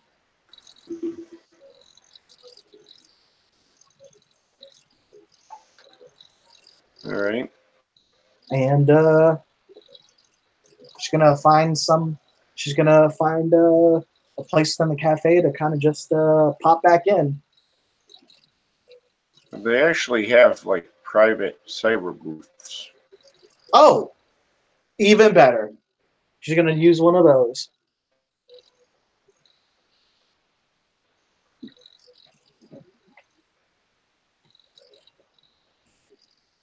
Shit, what's the gauntlet rating here? In this cafe, it's actually just a standard 6. Not bad. Watch me botch this shit.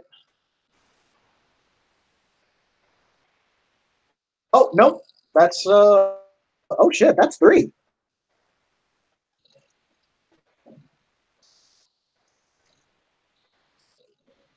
All right, well, with 3,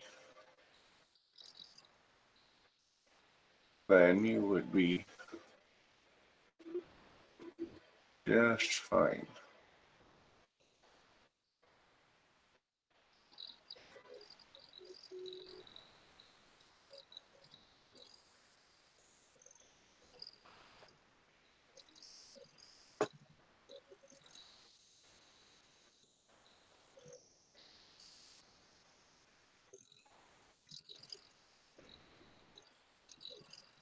So you step out and you're in a small,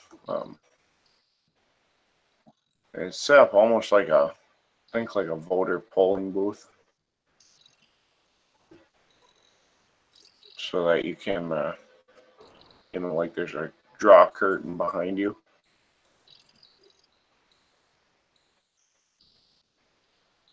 And shortly after, a gentleman comes over and he's dressed in like a nice polo shirt and stuff, and he says, "Can we get you anything specific?" The owner. Well, I would be one of 2. Mm, The other one's back at the ovens. the one that is not making the brownies. That would be me then.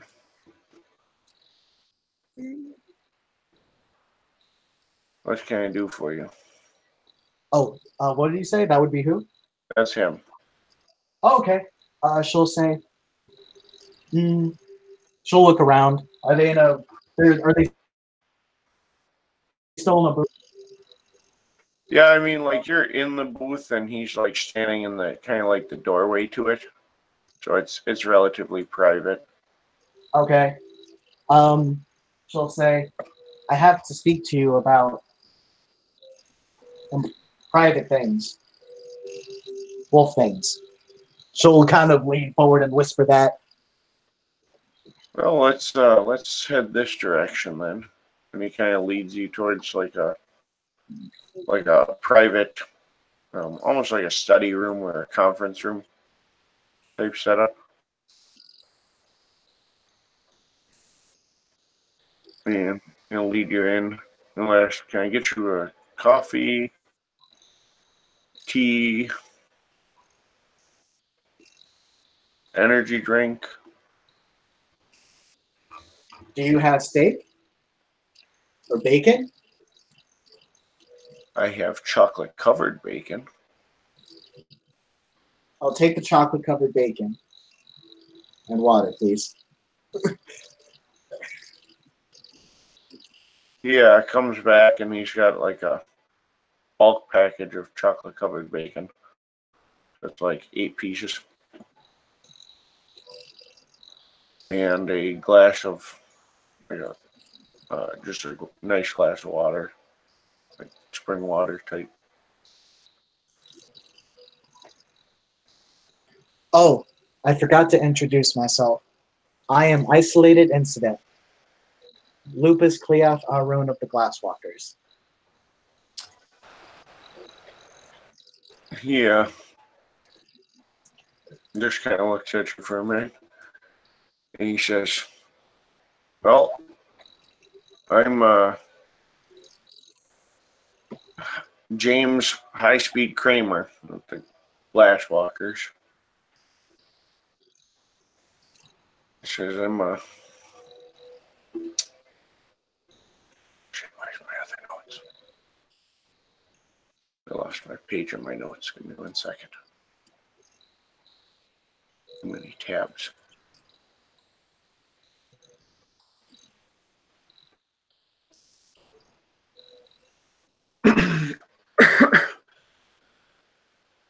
I'm a Galliard Athro of the Glasswalkers myself. Oh wait, what rank do you say it was? Athro. Oh, okay. She'll say. She'll tilt her head up pretty much instinctively upon hearing Afro.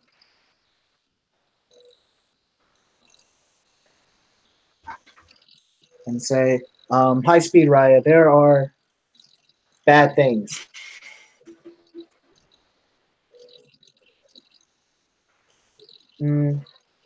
Weaver things. Bad Weaver things. That kind of gets his attention and he looks at you. Bad Weaver things with ice and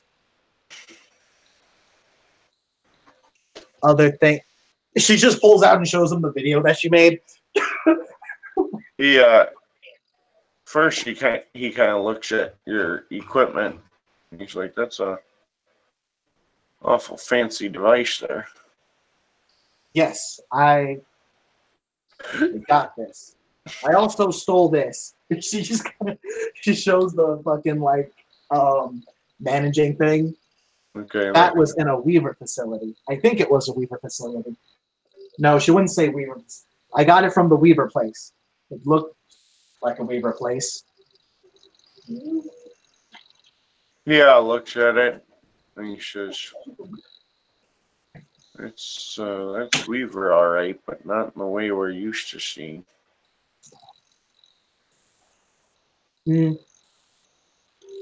This was manufactured by a carriage dealer who follows the Weaver. Well, normally we call them mages, wizards, sorcerers, be the common term. Like the ones that do high DPS? I suppose, of sorts. Mortals who can, regular humans who can reshape reality. They can do things similar to what the spirits do, but with on their own.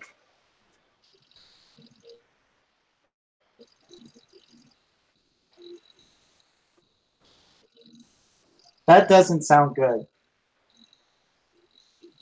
Typically not. They're exceptionally good at drawing off the energies of a can, too, siphoning them away for their own purposes. Oh, I met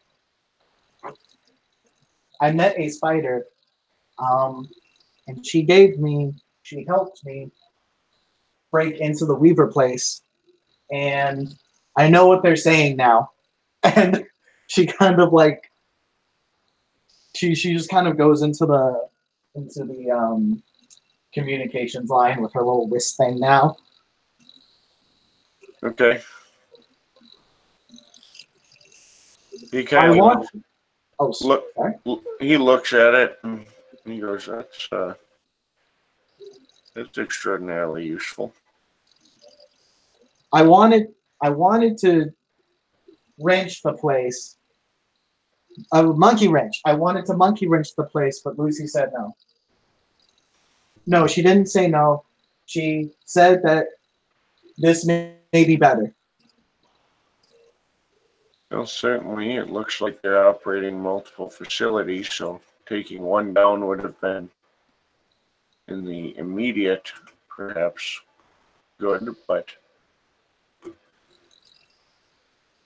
long term, this lets us find the rest of them. So whoever your Lucy is may have pointed you in the right direction. Yes, the spider was very helpful and friendly. A very unique group, but I don't think harmful in any way. Oh, what was that he said?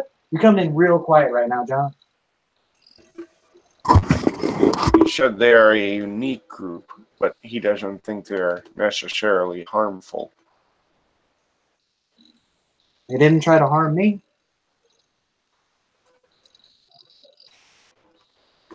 Except the disc. I don't like the disc. He just kind of raises an eyebrow at you. Wrote on a disc. Well, this year we can certainly review further, and the communication line certainly will be beneficial.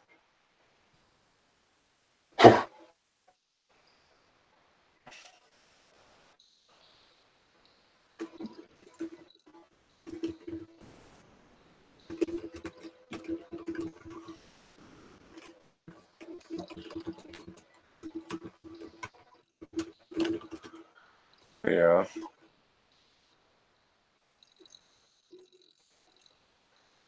I think that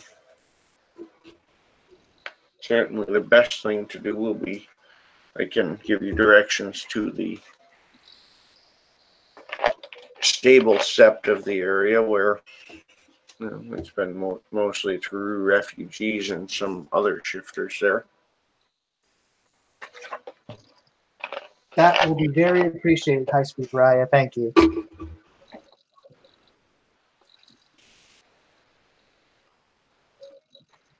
And he'll give you some directions and say that's probably your best bet.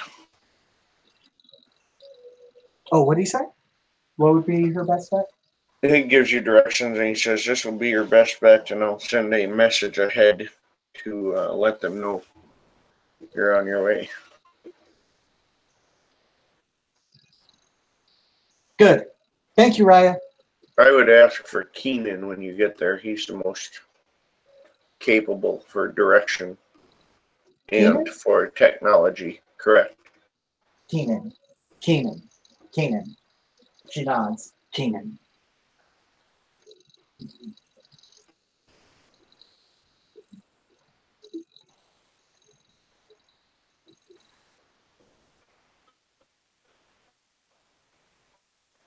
And then he comes back in and says, you need some more bacon to go. Yes, please.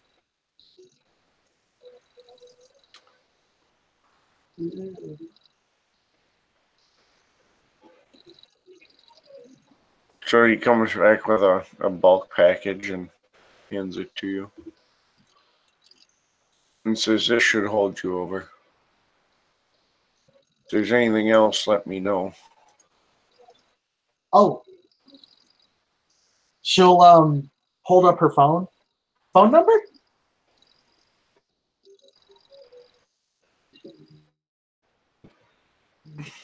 He punches it in quick. Thank you. I have been told that cell phones are important, especially for.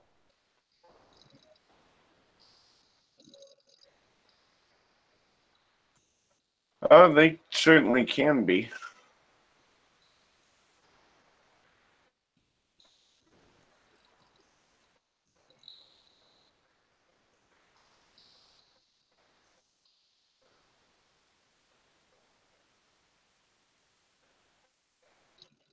I will go to the new set, not the new set. The new set I just learned about now. Thank you. He just kind of nods. And because she's terrible at ending conversations and conversations in general, she's just going to go. Fair enough.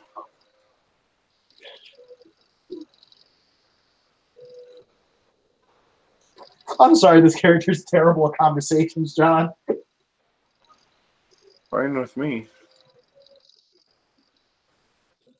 Makes for interesting discussion, that's all.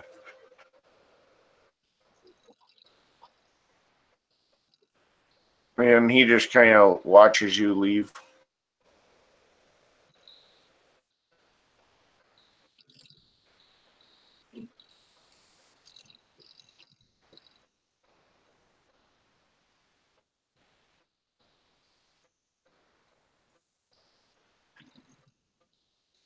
Yep.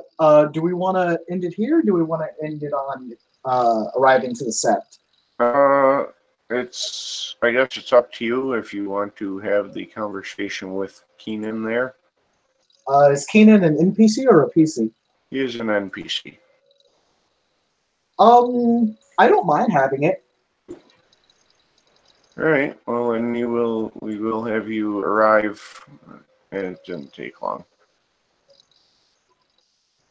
Yep. Is the set in the city still, or are we going out to the countryside? It's on the edge of the city. It's actually a wetland preserve.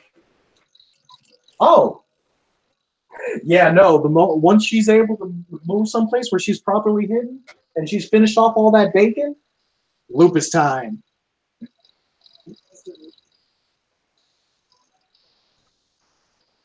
All right.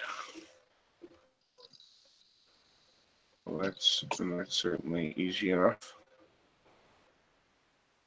And it's a relatively short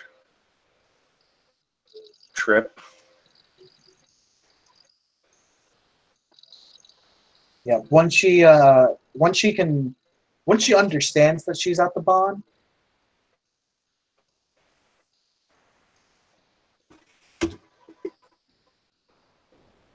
Okay. Yeah, and it's pretty blatant. It's a pretty potent set. Okay. Awesome. If it's super clear to her, she'll stop at a certain point and she'll let out a howl. A howl of introduction. Her Garu and Lupus tongue is far better than her English or Dutch. She howls out, "My name is Isolated Incident.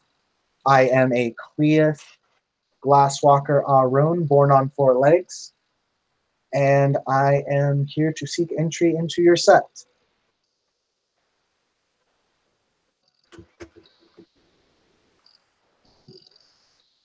And it's not long after that a raven flies down, lands in front of you, and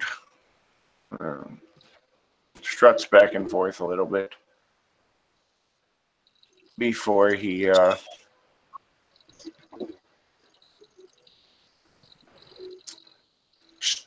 steps up, looks at you, and says, "Well, I'm Keenan, and I'm pleased to welcome you." Oh, you are Keenan. That'd be me. High Speed Raya directed me to find you. There are problems with the Weaver that, well, he thinks you have the expertise to help all of us get to the bottom of it. Well, I probably have a better chance than most. I'm natively from the city. So, but if you've got, we're going to discuss a lot of details, and it might be beneficial to, well, probably, I guess at this point, we'll go get the Alpha and see what he thinks. Very well. I do not know how things are done here. So, lead the way. Well, we keep it fairly simple for our own sanity. We use mostly guru ranks as far as set management. And we have a substantial guru population, so it makes the most sense for us.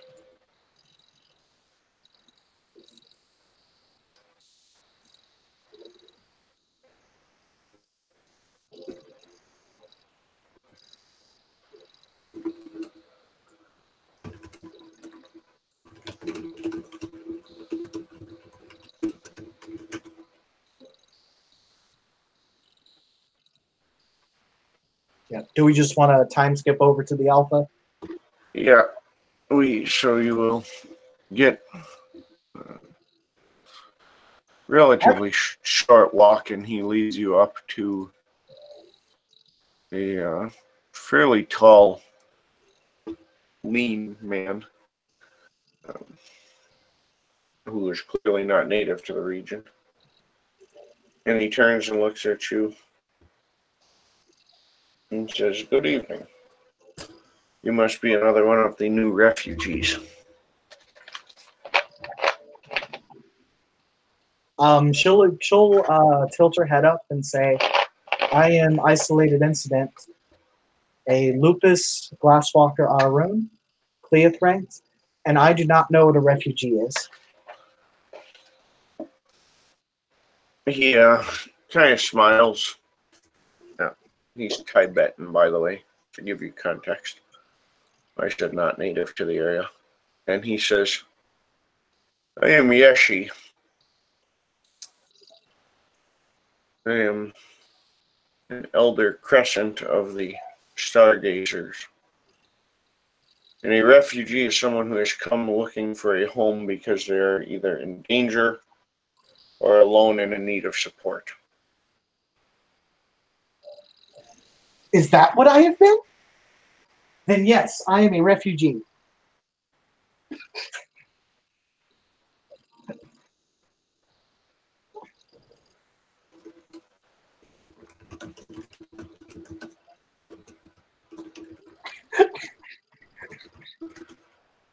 Well, then I welcome you to the Sept of Riddling Waters.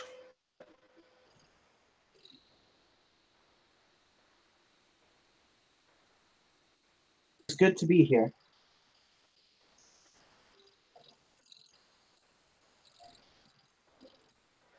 I do bring bad news. I forget she's not talking in English. I do bring, unfortunately, bad news. There are disturbances with the Weaver at the moment. Unfortunately, they often are.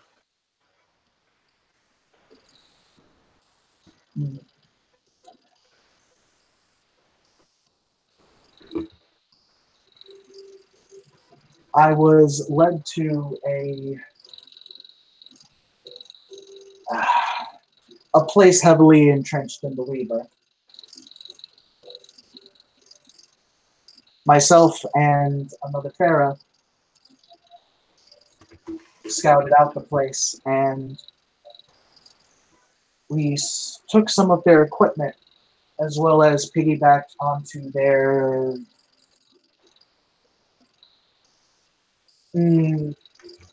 long talking without cords. He kind of looks at Keenan at first, and Keenan kind of shrugs and says, "Well, if I had a ballpark, I'm going to say that would be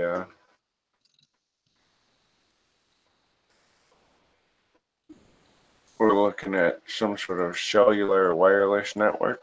Yes, that. I got that. And I can hear them now, which means we can hear them now.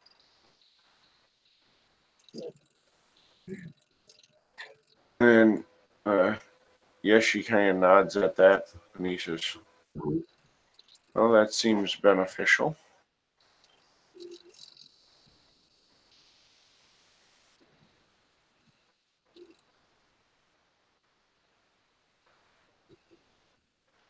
The piece of technology, the object that I took, it was something that one of their alphas was using to command others.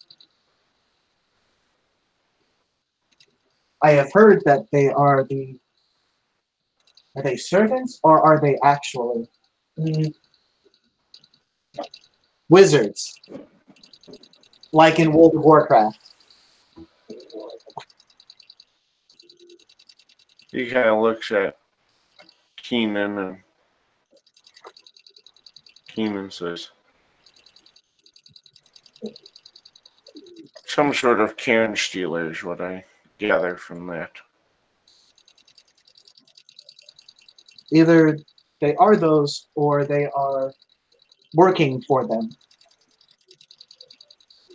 But she will shift up into Hobbit and produce the management gauntlet thing. Their alpha was using this.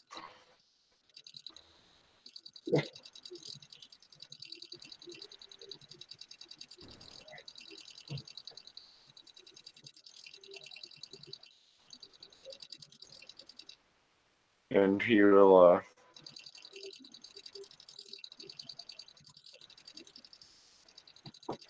look at it and say, well, some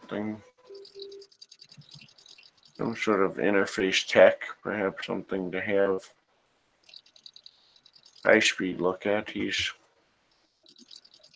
fairly competent.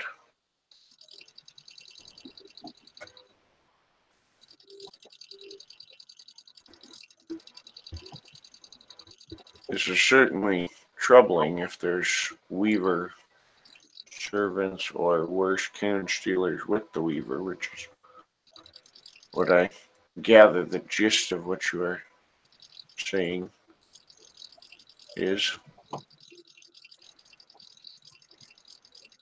Yep, she'll nod, and she'll say, "Whatever is also behind this may also be why that other."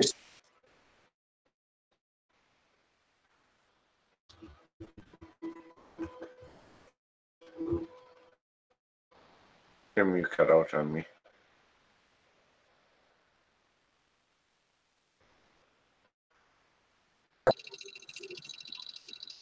There you go. This may also be why the other sept has been so hostile.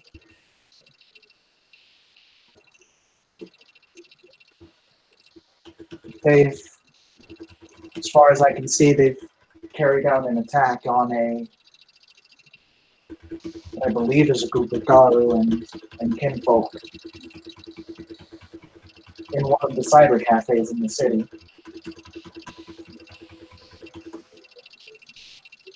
Yes, that would be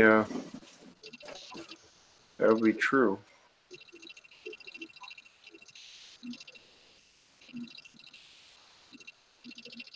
I saw one of their people. I was not sure if I should kill them or not, so let them go. Probably for the best.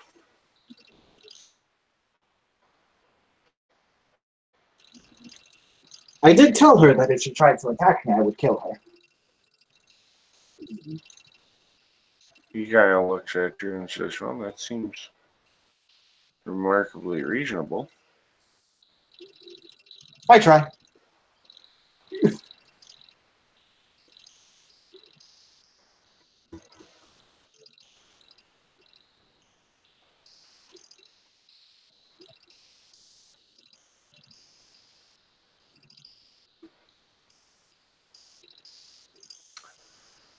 So what is, you have anything specific you intend from this point, or are you looking primarily for a home to get involved? We can offer you shelter if that's what you need. I am looking for a pack. Well, we have enough young here that may form one sooner or later. Wags her tail. That is good to hear.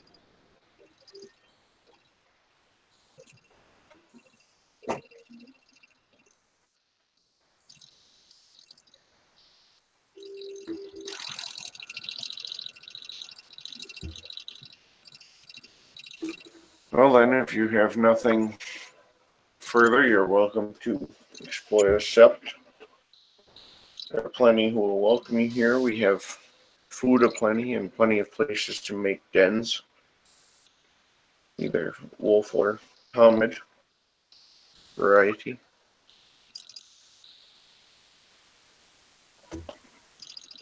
That sounds good. I would like to do that. Thank you, Raya. Well, hopefully we can get some further answers based off your hard work here. I hope to do more, Raya.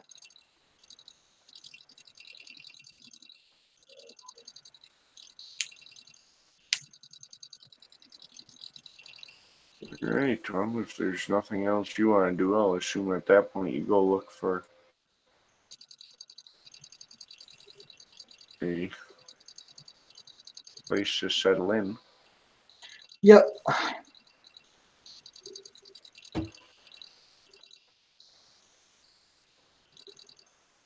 All right, well, we'll find den and food on set. Have the freedom to wander around, and with that, we will wrap it up. Thank you, players, for playing, and watchers for watching. This has been a solo session for Nightfall in Amsterdam Werewolf.